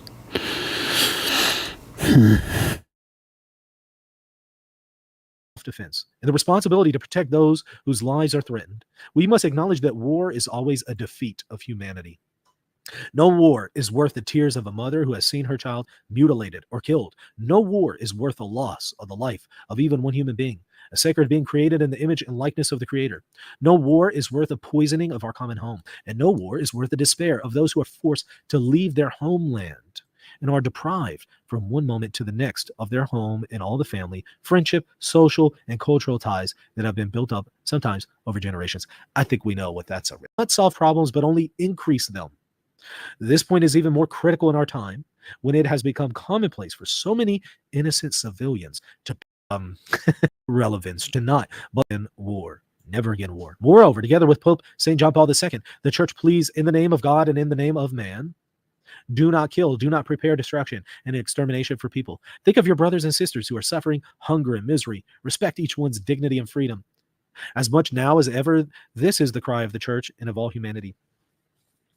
Pope Francis underscores this by stating we can no longer think of a war as a solution because its risks will probably always be greater than its supposed benefits. In view of this, it is very difficult nowadays to invoke the rational criteria elaborated in earlier centuries to speak of the possibility of a just war. We have a just war theory going back at least as far back as St. Augustine. He says it's very difficult for us to speak of this. Never again war. Since humanity often falls back in the same mistakes of the past, in order to make peace a reality, we must move away from the logic of the legitimacy of war. The intimate relationship between faith and human dignity means it would be contradictory for war to be based on religious convictions. The one who calls upon God's name to justify terrorism, violence, and war does not follow God's path. War in the name of religion becomes a war against religion itself. And I want to talk a little bit about this because, as you guys know, I do watch the atheist side of things. And when they read the Bible, they say there's no univocal voice. The Bible definitely endorses slavery. The Bible definitely endorses war. Blah, blah, blah, blah, blah, blah, blah, blah. Okay, so a few things. One, we believe that the magisterium and the church is the one who decided what's authoritative in the Bible. That doesn't mean that a single council did it, but overall the church as a family decided what was and wasn't in the Bible. And we are putting a univocal voice to it. We are saying the Holy Spirit inspired these texts. And we are taking each text individually because they're each written by individual authors at individual times. But we're viewing the Bible as the history of the Jewish people's relationship and their understanding with God. And as their understanding of that relationship changes, the Bible itself changes and evolves. We call that a process of progressive revelation. I say that because we use typology to identify things in the Old Testament, which show things in the New Testament. That doesn't mean that the writers in the Old Testament were aware that they were talking about Jesus or Mary. We're not making that claim. We're saying that we, from the future looking back, can see the typology of Mary in the Ark of the Covenant, in the Ark, in Noah's Ark, and all of those things. We can see the church. We can see these analogies, or if you want to be crass about it, these metaphors going all the way back to the oldest parts of the Bible. And we see types of Christ and all this kind of stuff. But the interpretation we're holding to is that traditional interpretation that's going to be held by the church fathers, that's going to survive in the magisterium, that's going to be handed down from Christ to his disciples, to their disciples, then to the church, and then to us. So that's how we're understanding the Bible. So you can say, well, the Bible has war. Yes, but if you look at the principles that Jesus gave us in the New Covenant, and you look at the way that the church has understood those principles and how those principles have developed over time, we can see that the current risk of warfare, from nuclear warfare, from chemical warfare, from disease warfare, is no longer justifiable given the risk to humanity, given the love for humanity and the love for animals, and how all this other stuff that's developed out of over time, how we need to care, how we understand now how we need to care for animals. This would cause mass devastation on a scale that is not allowable. So therefore we can no longer endorse it. We now have the technology to avoid these situations, and we have the technology to make these situations way worse. So we need to err on the side of God's providence and on the side of God's commands to love thy neighbor, to love your enemy, and to love God above all. No. Paragraph 40 talks about migrants. Migrants are among the first victims of multiple forms of poverty. Not only is their dignity denied in their home countries, but also their lives are put at risk because they no longer have the means to start a family, to work, or to feed themselves. Once they have arrived in countries that should be able to accept them, migrants are not seen as entitled, like others, to participate in the life of society. And it is forgotten that they possess the same intrinsic dignity as any person. No. And I want to speak on that because you'll see someone who's a migrant or an immigrant, and they're a janitor, or they're a house cleaner, or a Uber or Lyft, or whatever one you want to talk about, favor driver. But back in their home country, they were a doctor or a professor. And if you speak to them in their native language, if you have that ability, you'll see a great mind and with great thoughts. And they've humbled themselves and humiliated themselves for the sake of their family, for whatever reason, for a brighter future, as my wife likes to say.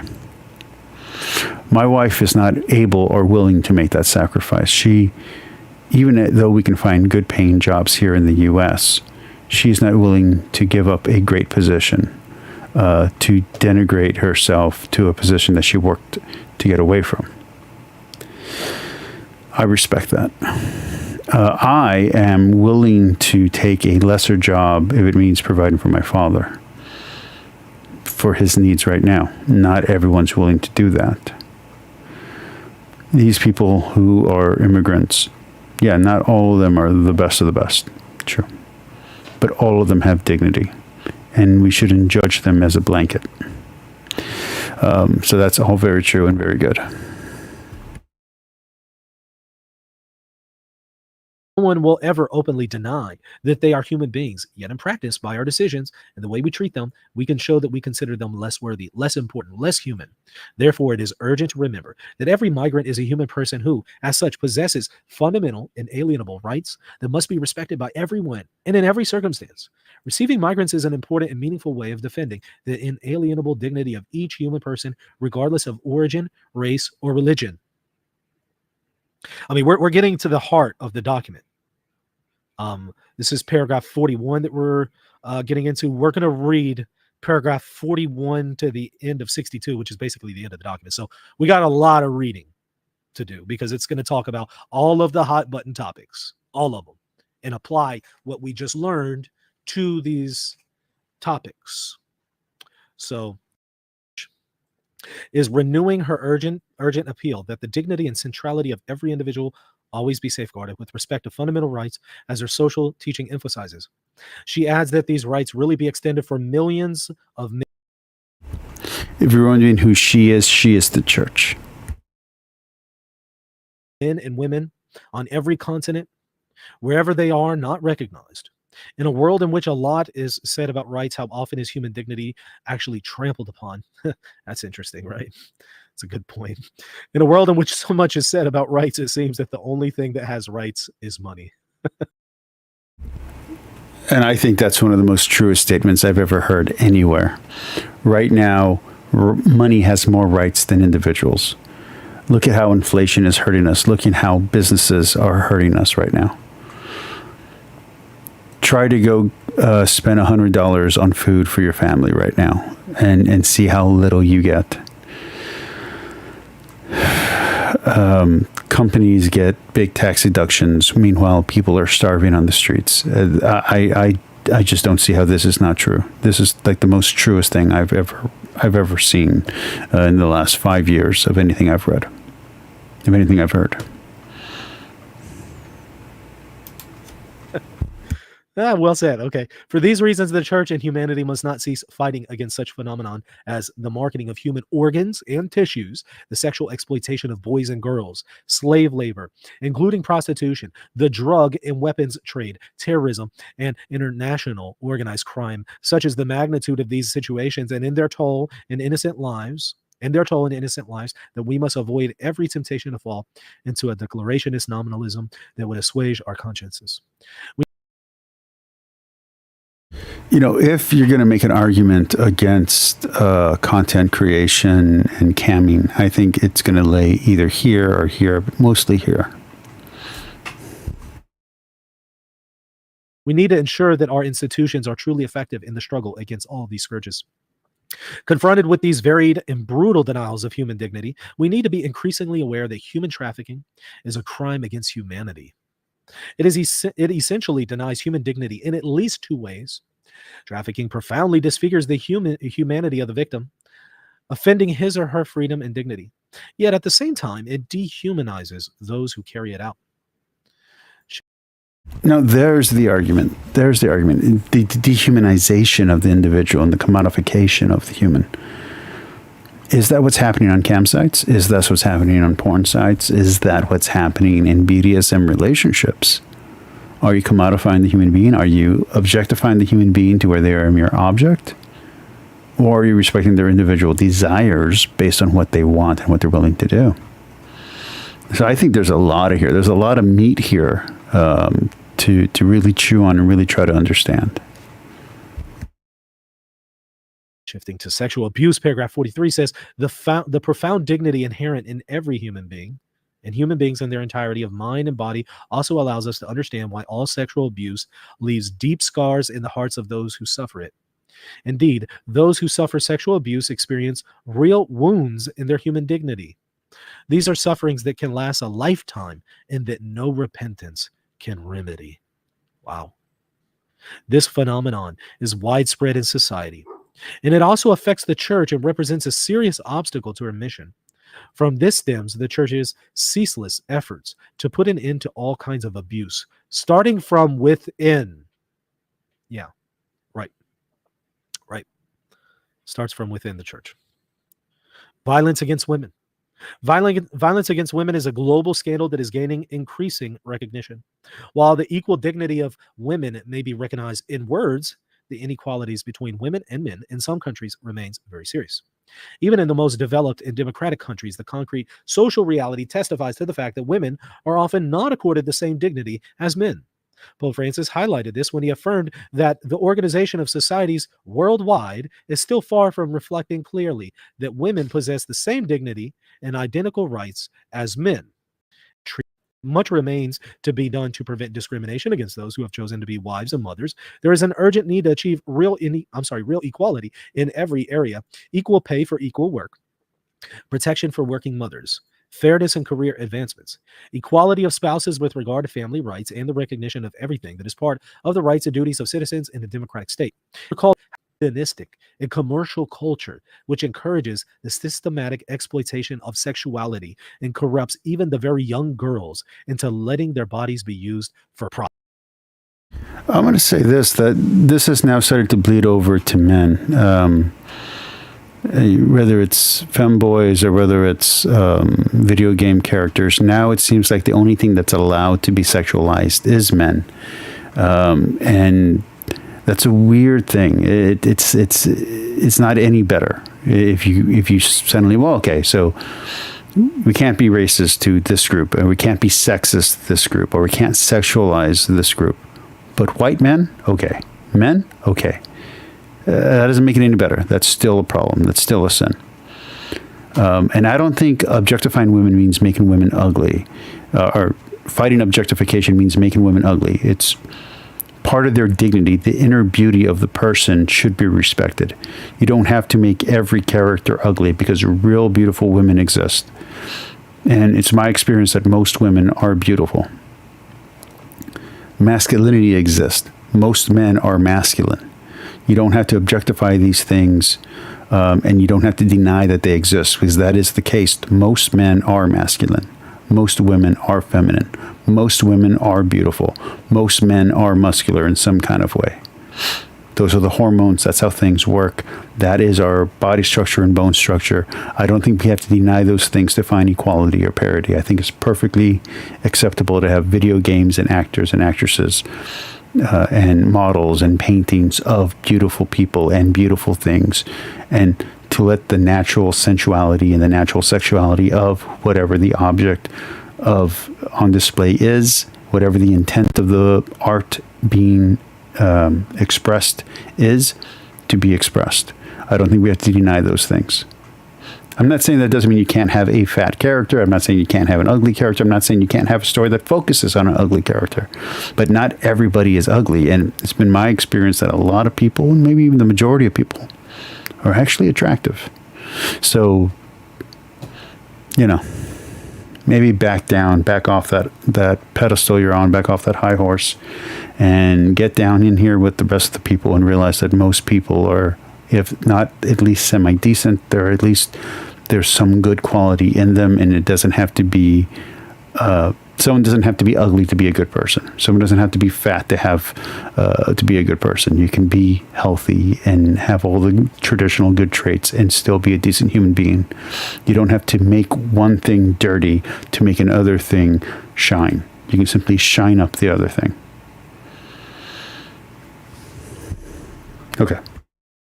Profit. I mean, gosh, that's the femicide.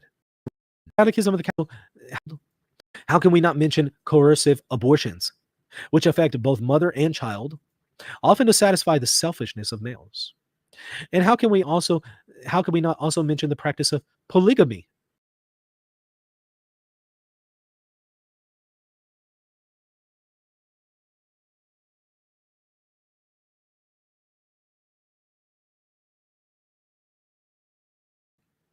As the Catechism of the Catholic Church reminds us, polygamy is contrary to the equal dignity of women and men.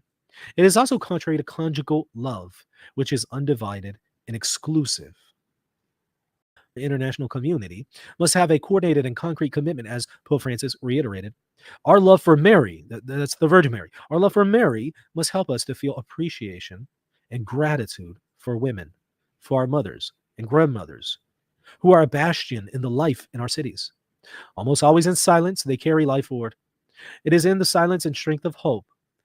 It is the silence and strength of hope. Thank you for your witness. But in thinking of violence that are kept quiet behind so many walls, I ask you to find against this source of suffering by calling for legislation and a culture that repudiates every form of violence.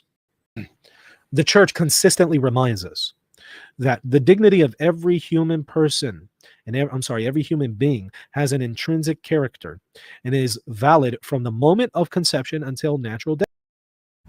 For those of you who are watching live or who are going to be watching in the future as well, if you want to watch everything that he says about this video, please go watch his video. Please subscribe to his channel. That's not what we're doing here. We are doing a watch along, but some of these sections I found a little bit boring. Some of these sections I already went on in the preamble to this in the earlier part of this video.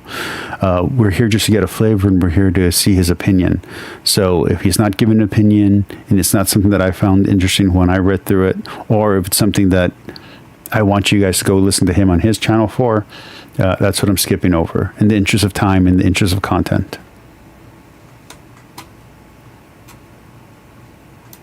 Death. It is precisely the affirmation of such dignity that is the inalienable prerequisite for the protection of a personal and social existence, and also the necessary condition for fraternity and social friendship to be realized among all peoples of the earth. Paul II writes, today, in many people's consciences, the perception of its gravity has become progressively obscured. Yeah, that's 100% spot on. We've become desensitized to the depravity of abortion.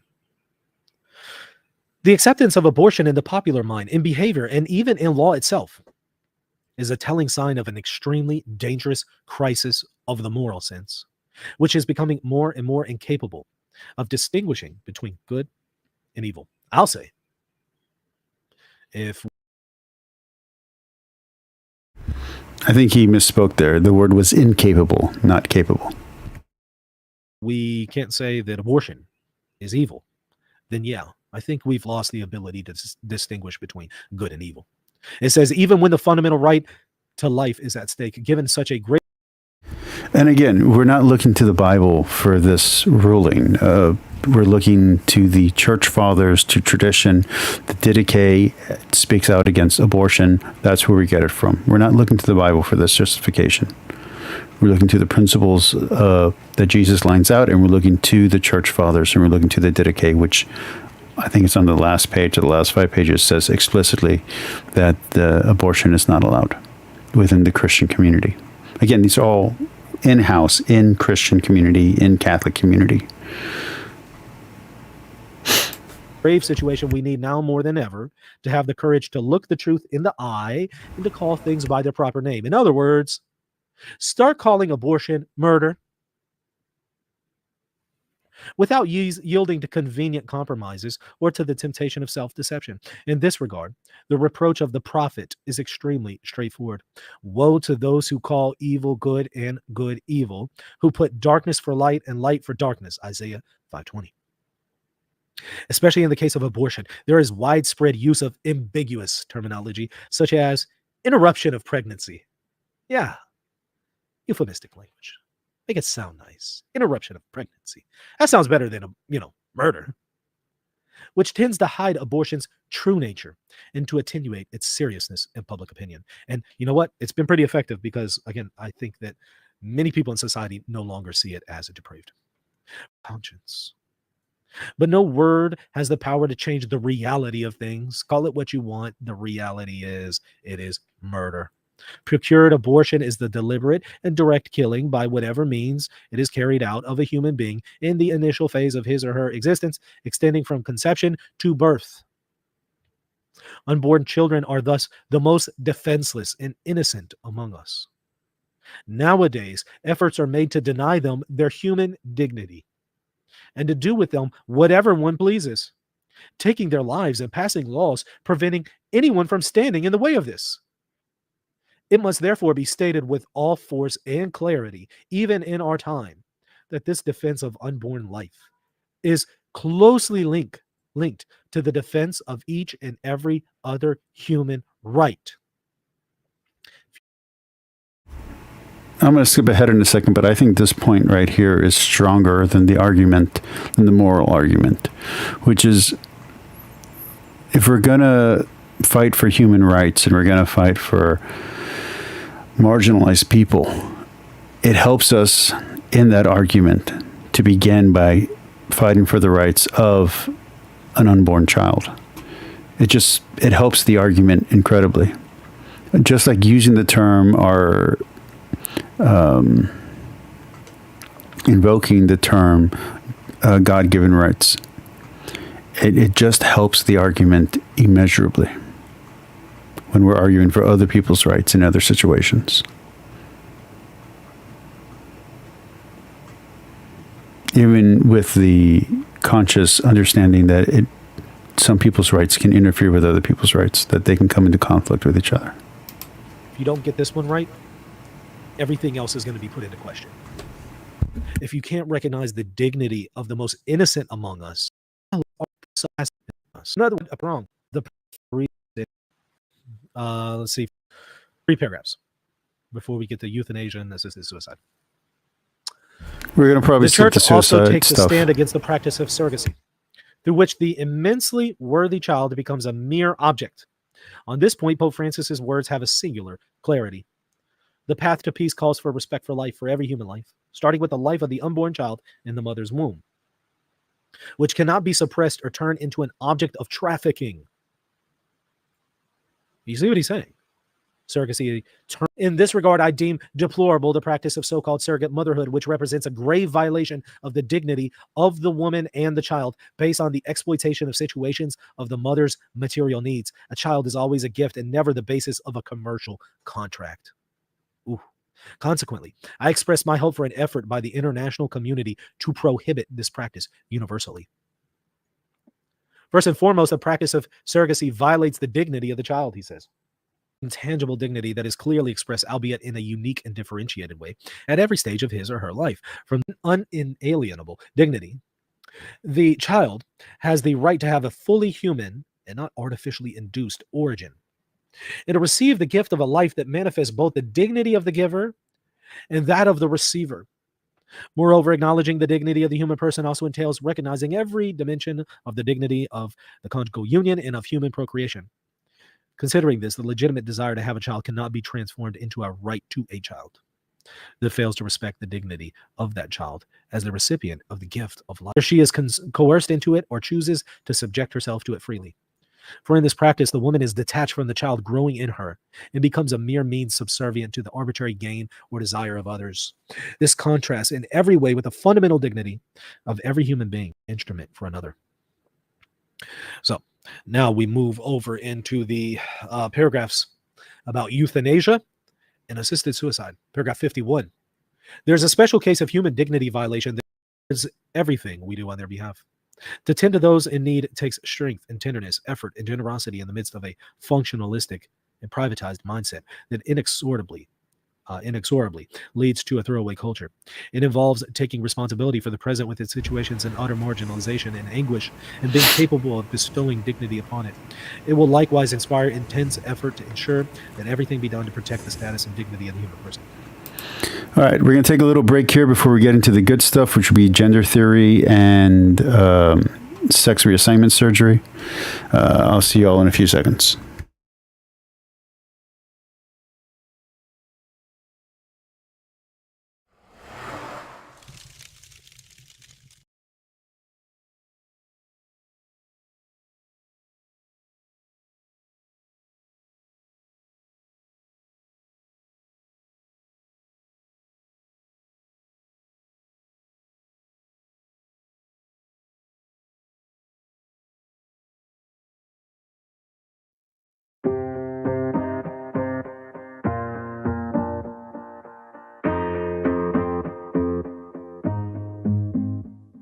Growing up, parents got me a guitar. Said you could do anything, kid, you could go far. You could be the president, fireman, race cars. The sky's the limit, kid, so shoot for the stars. So I strummed that guitar every day. Found a passion for music, never went away. I joined a couple bands and played a few shows. Tried to impress the girl in the front row. But soon enough, everything starts to change. As you grow up, nobody treats you the same. They try to take your future and make it real safe. You could be a doctor, accountant, or something sane. But yo, whatever happened to the sky was the limit. I fell in love with music, never thought it was a gimmick. I worked so hard on every tune and every single lyric. My whole identity depended on being artistic. Now you wanna strip that away, so you feel okay? Cause if I make it to the top, what does that really say? That you shouldn't have given up, that you made the mistake? But if I fail, you feel much better about picking your lane, right? Yeah, things are gonna get better real soon. Yeah, I'ma just do me, you just do you. I swear it's gonna get better real soon. Don't let anyone tell you what you should do. I got a clear view, we're gonna make it soon. Just keep pushing through. You're what you got to lose. You're what you got to lose. You're what you got to lose. Just keep pushing through. Cause what you got to lose, got to lose, got to lose, got to lose, got to lose, got to lose, got to lose, got to lose, got to lose, got to lose, got to lose. All right, let's keep going. Okay. Now we get to some very controversial stuff. The section on gender theory. We have about 5 paragraphs here, and then sex change. So this is the kind of stuff that makes the headlines here. The church wishes, first of all, to We're probably going to stop after sex change, just because I got to go to bed. affirm that every person, regardless of sexual orientation, ought to be respected in his or her dignity and treated with consideration, while every sign of unjust discrimination is to be carefully avoided, particularly any form of aggression or violence. For this reason, it should be denounced as contrary to human dignity the fact that in some places, not a few people are imprisoned, tortured, or even deprived of the good of life solely because of their sexual orientation. So, as the Pope has often said, certain sexual acts are sinful. However, the question of the security of a person, the dignity of a person, the right to life, it's a different question. He says persons are not to be imprisoned, tortured, or even deprived of the good of life solely because of their sexual orientation. At the same time, the church highlights that the definite critical issues present in gender theory. On this point, Pope Francis has reminded us that the path to peace calls for respect for human rights in accordance with the simple yet clear formulation contained in the Universal Declaration of Human Rights, whose 75th anniversary we recently celebrated. These principles are self-evident and commonly accepted. Regrettably, in recent decades, attempts have been made to introduce new rights that are neither fully consistent with those originally defined nor always acceptable. They have led to instances of ideological colonization, in which gender theory plays a central role. The latter is extremely dangerous since it cancels differences in its claim to make everyone equal. Regarding gender theory, whose scientific I'm very surprised he didn't have any commentary there. coherence is the subject of considerable debate among experts, the church recalls that human life in all its dimensions, both physical and spiritual, is a gift from God. This gift is to be accepted with gratitude and placed at the service of the good. Desiring a personal self-determination, as gender theory prescribes, apart from this fundamental truth that human life is a gift, amounts to a concession to the age-old temptation to make oneself God, entering into competition with the true God of love revealed to us in the gospel. It's connecting the dots here to idolatry. Another prominent aspect of gender theory is that it intends to deny the greatest possible difference that exists between living beings, sexual difference. This foundational difference is not only the greatest imaginable difference, but is also the most beautiful and most powerful of them. In the male-female couple, this difference achieves the most marvelous reciprocities. It thus becomes the source of that miracle that never ceases to surprise us, the arrival of new human beings in the world. In this sense, respect for both one's own body and that of others is crucial in light of the proliferation of claims to new rights advanced by gender theory. This ideology envisages a society without sexual differences, thereby eliminating the anthropological basis of the family. I wrote I need to send it off for submission, but I've been working on extra chapters for it. I wrote a book last year talking about this, the book takes place about 1,000 years in the future, and their sexual differences have been completely eliminated from society. And it was just a fictionalized story about what society would be like. And if you took someone from a previous standpoint and put them into that society, how would they understand things? It was quite interesting. And the previous was a machine, so like an AI unit, which literally thinks in binary, trying to understand the world where human beings have evolved past the point of gender differences in gender or gender at all. It thus becomes unacceptable that some ideologies of this sort, which seek to respond to what are at times understandable aspirations, manage to assert themselves as absolute and unquestionable, even dictating how children should be raised. It needs to be emphasized that biological sex and the sociocultural role of sex, gender, can be distinguished but not separated. You hear that? Listen to that.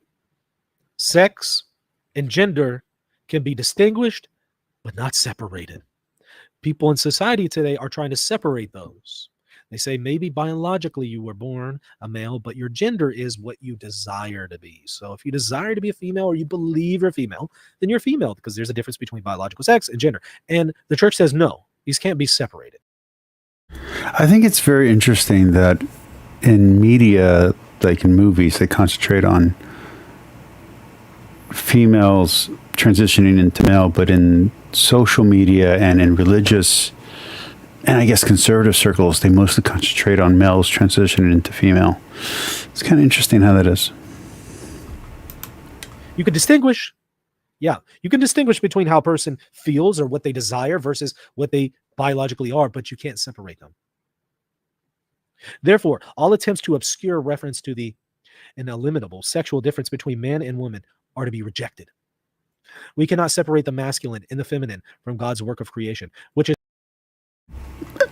I'm not so much giving pushback here. I'm just kind of curious. But when someone takes a psychological test and they end up matching 90% or 99% with a female mind, so the female population, whatever the 99 percentile is, but you're male and you identify and your test shows you to be there, and you maybe take 3 or 4 tests and they all put you in that range on female. And let's say you're a female and you take the test and maybe you take 10 different batteries and all of them put you in the 99 or 90 percentile of male thinking. Okay. Then what do we do with that? And let's say if you even get further, you look at the hormone makeup of the person. Maybe it's a female who's female bodied, but the hormones are higher in testosterone, or you're a male, but the hormones are higher than in estrogen, whether percentilely higher than what the normal male would have, or maybe even a little bit higher than where your testosterone is. What do you do with these matters? I think those are things that are not addressed. And while rare, they're not as rare as, let's say, orchids, as people who are hermaphrodite. You know, this is not as rare as that. So people who have higher testosterone, if you're a female, or higher estrogen if you're a male, if you have your brain is actually formed the way that a female brain would be, or for a woman the way that a male brain would be. What do you do with that? Those are different things altogether than just simply secondary sex characteristics. I wish that would be talked about. But it's too much of a political hot potato that no one's concerned with those kind of nuances. Is prior to all our decisions and experiences, and where biological elements exist which are impossible to ignore. Only by acknowledging In accepting this difference in reciprocity, can each person fully discover themselves, their dignity, and their identity. I think a lot of times with this gender theory stuff, there is a struggle. People are trying to understand their dignity and identity. And in other words, what this is saying is you will find your dignity and identity in embracing how God has created you, how God has made you. Now, in reference to sex change, again, the most, I would say, hot button topic of the document, we have paragraph 60. The dignity of the body cannot be considered inferior to that of the person as such. The Catechism of the Catholic Church expressly invites us to recognize that the human body shares in the dignity of the image of God. Such a truth deserves to be remembered, especially when it comes to sex change.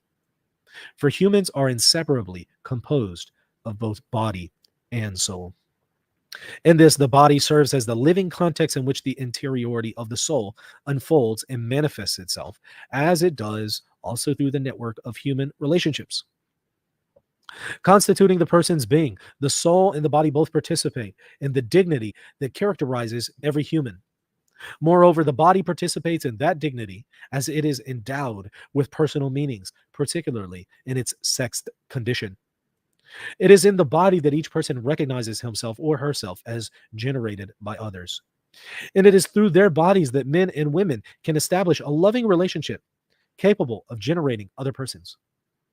Teaching about the need to respect the natural order of the human person, Pope Francis affirmed that creation is prior to us and must be received as a gift. At the same time, we are called to protect our humanity. And this means, in the first place, accepting it and respecting it as it was created. You can see where this is going. It follows that any sex change intervention, as a rule, risks threatening the unique dignity the person has received from the moment of conception. That's the mic drop moment from the whole document. That's ground zero. That's the part that, is getting the most headlines. Any sex change intervention. To be fair, I haven't seen any headlines about this. I heard about this from him, and then he announced that he was going to do a video on it, and I was like, I'm going to read it for myself. And then I read it. I thought it was interesting, but I haven't seen any headlines outside of his channel promoting that this came out. As a rule, risks threatening the unique dignity the person has received from the moment of their conception. So, yeah, this is definitely countercultural. I mean, the whole document. Also, the debate between Candace Owens and Ben had happened today. That would have been what we covered. Is countercultural in many ways. This is actually sex change interventions, these sex change surgeries, are an offense to the dignity that the person has received at the moment of conception. Yeah, but the document doesn't say that. The document goes out of its way to say it doesn't say that. It uses the word risk threatening. It doesn't explicitly say what you're trying to make it say. This is not to exclude the possibility that a person with genital abnormalities that are already evident at birth or that develop later may choose to receive the assistance of healthcare professionals to resolve these abnormalities. However, in this case, such a medical procedure would not constitute a sex change in the sense intended here. So in other words, people will try to throw out in these discussions, but what about this case where you have this abnormality? That's not what we're talking about. Now to a section I found incredibly timely, and I wasn't expecting, but this needed to be said. Pope Francis has experienced this. Fernandez has with social media. Watch this, paragraph 61. Although the advancement of digital technologies may offer many possibilities for promoting human dignity, it also increasingly tends toward the creation of a world in which exploitation, exclusion, and violence grow, extending even to the point of harming the dignity of the human person. Consider, for example, how easy it is through these means to endanger a person's good name with fake news and slander. For those who are not part of the greater internet experience, this happened actually with a major newspaper and a guy named, I don't even know if he's considers him a guy anymore, a creator named Finster. They exposed his real name, and he was very careful about not putting it out there. They exposed where he lived, and he was very careful about not putting it out there. All because he did a donation. He got in trouble with the trans community, I guess, about a year ago. And after talking to a bunch of activists, online trans activists, he decided to donate to a specific group. And then that had other ramifications that has nothing to do with anything. But the article decided to expose him and to make it sound worse than what the situation was. Like, there is a situation there that's, as a dude, I find a little creepy and I find a little worrisome, but that situation is not what they highlighted.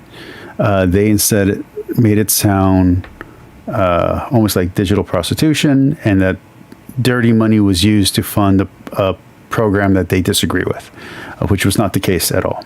It was just simply a content creator supporting a cause that they agreed with. Doxing is very dangerous. I think we just covered it actually a few days ago with Eva, or yesterday, no, 2 days ago, with Eva Lupine, about how this TikTok doxes people accidentally all the time, and that's not cool. You're putting because there's crazies on both sides, man, and you're putting people in danger. So, and like I said when I was talking about the Eva Lupine stuff, I've gotten threats before. Like, it's not cool to dox people. It's not okay. There's a reason why we either don't say our last names, or why we don't give our address or say the exact city we live in. And journalists need to respect that and not use it as a way to put pressure on people to change their opinions or whatever. It's just not cool. I miss when the internet was anonymous or had more anonymity to it. Love it. This is something I've been harping on for a long time, because I see it being done to Pope Francis, Fernandez, and many others. And I've also experienced it myself. Fake news, slander. I've had people say the most wild things about me, that I'm not married, that I'm living in adultery. People saying slanderous things about my children. I've seen it all. It happens all too often. So I was pretty impressed to see a section on this, because it needed to be said. Watch what he says next. On this point, Pope Francis stresses that it is not healthy to confuse communication with mere virtual contact.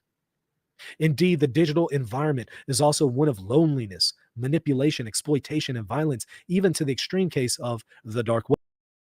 And if you follow any VTubers, you saw this happen regionally with I think it's Nasanji. So you see this, like, even with virtual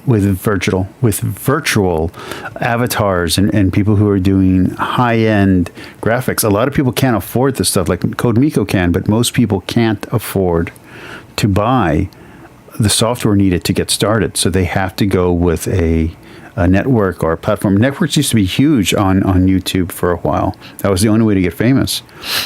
Now they're kind of dying out, but they still exist in these formats because people can't afford the equipment to start a faceless YouTube channel and to be successful in it, and to get the promotion and get the exposure that they need to have a successful career. So exploitation is real. Like, it's a situation, man. Web. Digital media can expose people to the risk of addiction, isolation, and gradual loss of contact with concrete reality, blocking the development of authentic interpersonal relationships. New forms of violence are spreading through social media. I mean, have you thought of social media like this as a form of violence? You will if people start slandering you and your family and attacking you in the most vicious ways. New forms of violence are spreading through social media. For example, cyberbullying. This might be the first time we've seen cyberbullying in a magisterial document. and the exploitation of persons for sexual purposes or through gambling. And the exploitation of the internet is also a channel for spreading pornography, and the exploitation I think no one can deny that. of persons for sexual purposes or through gambling. In this way, paradoxically, the more that opportunities for digital connections grow in this realm, the more people find themselves isolated and impoverished in interpersonal relationships. Digital communication wants to bring everything out into the open. Listen to this.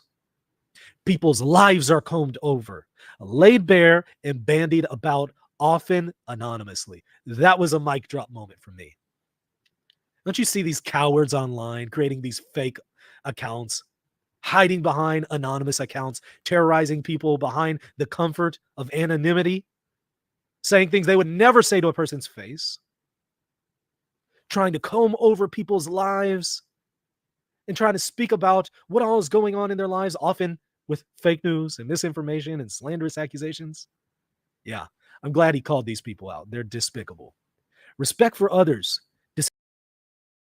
But to be fair, even before the digital age, you had things like TMZ, and before TMZ, you had things like the National Enquirer. You have things like Page Six. This has been around for a long time. Like I said, when I was a teenager, my cousin became a PR agent, and the presentation that was on MTV was completely different than the celebrity she was actually working with, even though it was the same person. From everything from who they were dating to where they were, like the location. Sorry about that. So yeah, I do think this has been around for a long time. It's despicable, yes, but rumors and speculations about celebrities and now minor celebrities, it exists. It's a thing. Disintegrates. And even as we dismiss, ignore, or keep... I mean, drama channels pop up all the time and become huge simply by being drama channels, by drama farming. It's a real problem. Others distant. We can shamelessly peer into every detail of their lives. They've been doing often to Pope Francis. Proactive in addressing these trends with respect to human dignity. We're going to have to do something to regulate this stuff. This completely untethered, unqualified freedom of speech has never been a Catholic. No, I support freedom of speech, so. This stuff. This completely untethered, unqualified freedom of speech has never been a Catholic perspective. And we are... Again, I am pro free speech, so me and Lawton would probably disagree here. Although I don't come from it from a Catholic perspective to argue for free speech, but I believe in free speech. So me and him probably disagree with each other on that aspect. Seeing its effects on society today. We're seeing the underbelly of it, and it's bad. It has to be regulated. And it says, and of the promotion of the good. Human community must be proactive in addressing these trends with respect to the human dignity and the promotion of the good. We have to ask this completely unqualified freedom of speech that exists in today's society. And I know people will say, well, it is qualified.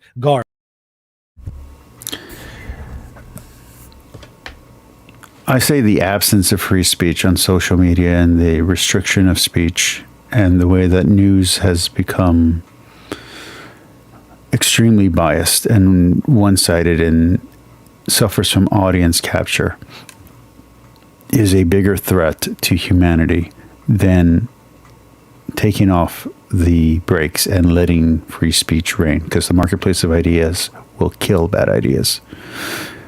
On the other hand, limiting speech and over-regulating speech will kill freedom. And I'm a big believer in freedom and free will and free choice. Garbage. No, it isn't. It's not qualified. In reality, it's not. In reality, you can get away with anything. And there's almost no... There's no way he's ever seen this video. But let's pretend.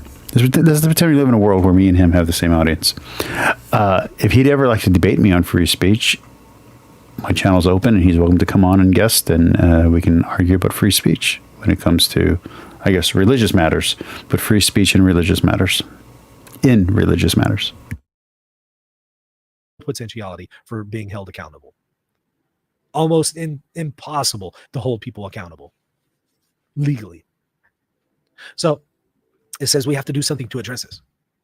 In today's globalized world, the media can help us to feel closer to one another, creating a sense of the unity of the human family, which in turn can inspire solidarity and serious efforts to ensure a more dignified life for all. The media can help us greatly in this, especially nowadays when the networks of human communication have made unprecedented advances. The internet, in particular, offers immense possibilities for encounter and solidarity. This is something truly good, a gift from God.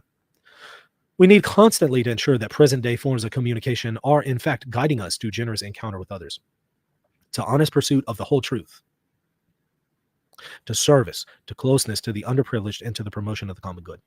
This is something we're completely failing at, and we're going to have to address this more and more and more, and we're going to see the effects of this in society in the coming decades and centuries. Okay, so we're going to be done here with the document. I'm going to skip over his conclusion. I'm just going to check to see if he has anything interesting to say after his self-promotion. If it's just going to be questions from the audience, we're going to stop it here, okay? Let's check it out. See what he's got. For Fiducia Supplicans, you put out a kind of short catechism. Okay. No, he's not doing any coverage of the actual document. So yeah, we're good. We're good. That's the video for tonight. I love you all. I hope you guys have a great night. Hold on, let's go to live scene. I hope you guys had a great night. I hope you enjoyed this one.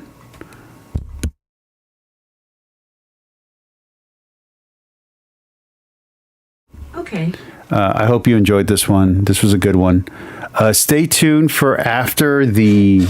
I missed something. Can you say it again?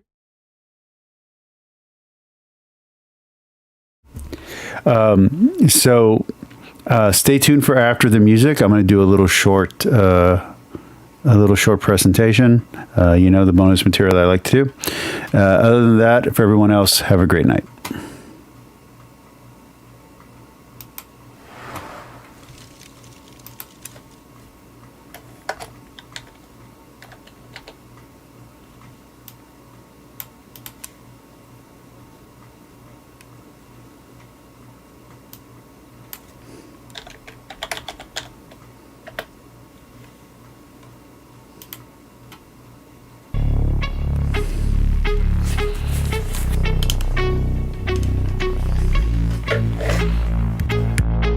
Let's go.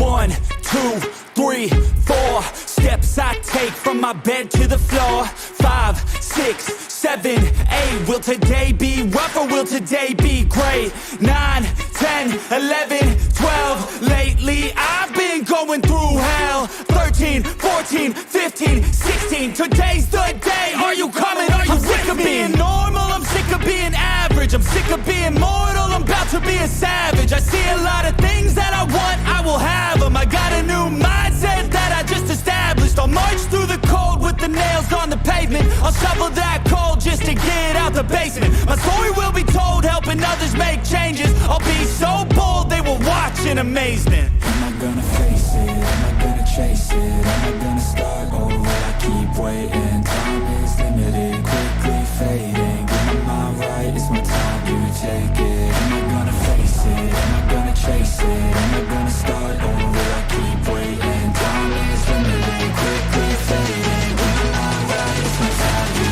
take it.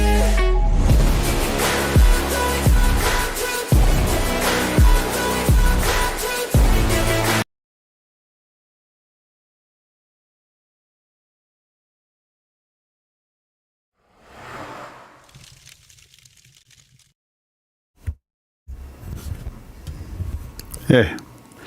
All right. So bonus round. Here we go.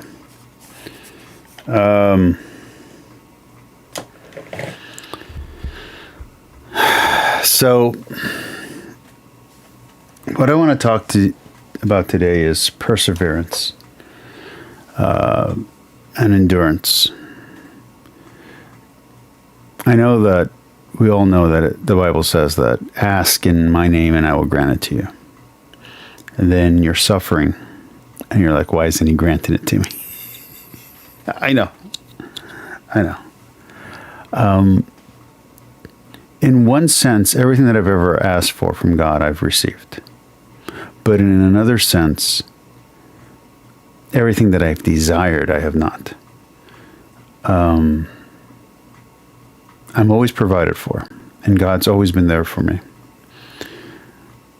But when you're living your life and you, let's say you quit a job or you're in a transition moment and you're not sure what's right and you're just trying to follow God's will, there come hard times where you don't have money or you don't have the resources you're used to having, and you might panic. And I think of Kierkegaard, the birds, the lilies of the field and the birds of the air. You know, God provides for all of this. He'll provide for you. And you might hear people like Dan McKellen and other people saying that there is no one single God being talked about. But remember, we're looking at it through the eyes of the church fathers, through the eyes of the church. These are different people at different times explaining their experiences of God and how they understood it, how they understand God. You know, all things for all people, that kind of expression. But that's not what it is. God is a single standard. And our standards, our understandings fluctuate with our needs and with our situation. And so we get a lot wrong. The Jewish people, the Israeli people got stuff wrong. That's how they got into the situation they got into, whether it was the multiple temples, whether it was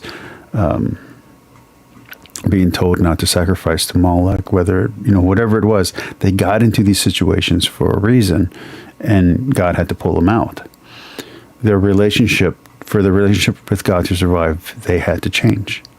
And part of that was writing down why they changed. So you look at Jesus and you think you understand what he's saying, and you mistakenly think he's talking about wealth or money. He's not. He's not talking about making you physically rich. He's talking about you building up merits in heaven. He's talking about you being spiritually rich. And I think that's where we have to be, where we have to live. We have to live in a world where our treasures are in heaven and our reality is one of sacrifice and service. And that can be hard. But we got to remember that it was difficult for Jesus, and he took it all the way. When I say difficult for Jesus, I mean Jesus, the man, the person. He sweated blood. He was in agony. He cried. It's called... yeah. And I'm talking about before the suffering, before the torture actually began. The agony in the garden. And sometimes we're there. Sometimes that's where we're living. We're living in the agony in the garden. And our friends who say they'll be there for us, they can't do it. They're stuck with their families. They're tired. They're overworked. And you're like, how am I going to make it? You just have to keep your faith. And you have to endure. And trust that God will come and help you when you need it most.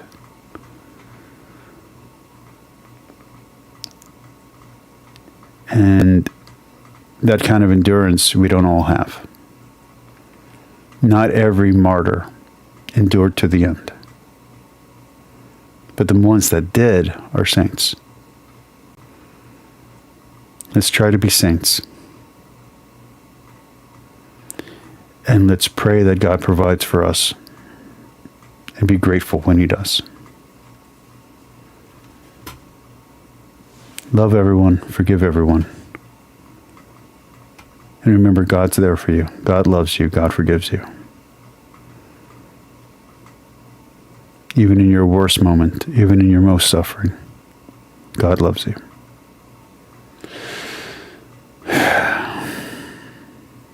All right. And remember that if you're the bad guy, God does also judge. I know the expression is God forgives, man condemns, but God judges as well. We're not a happy-go-lucky religion. Jesus is going to judge people at the end. Some good, some evil. Let's hope we're on the side of good. I love you all. Good night.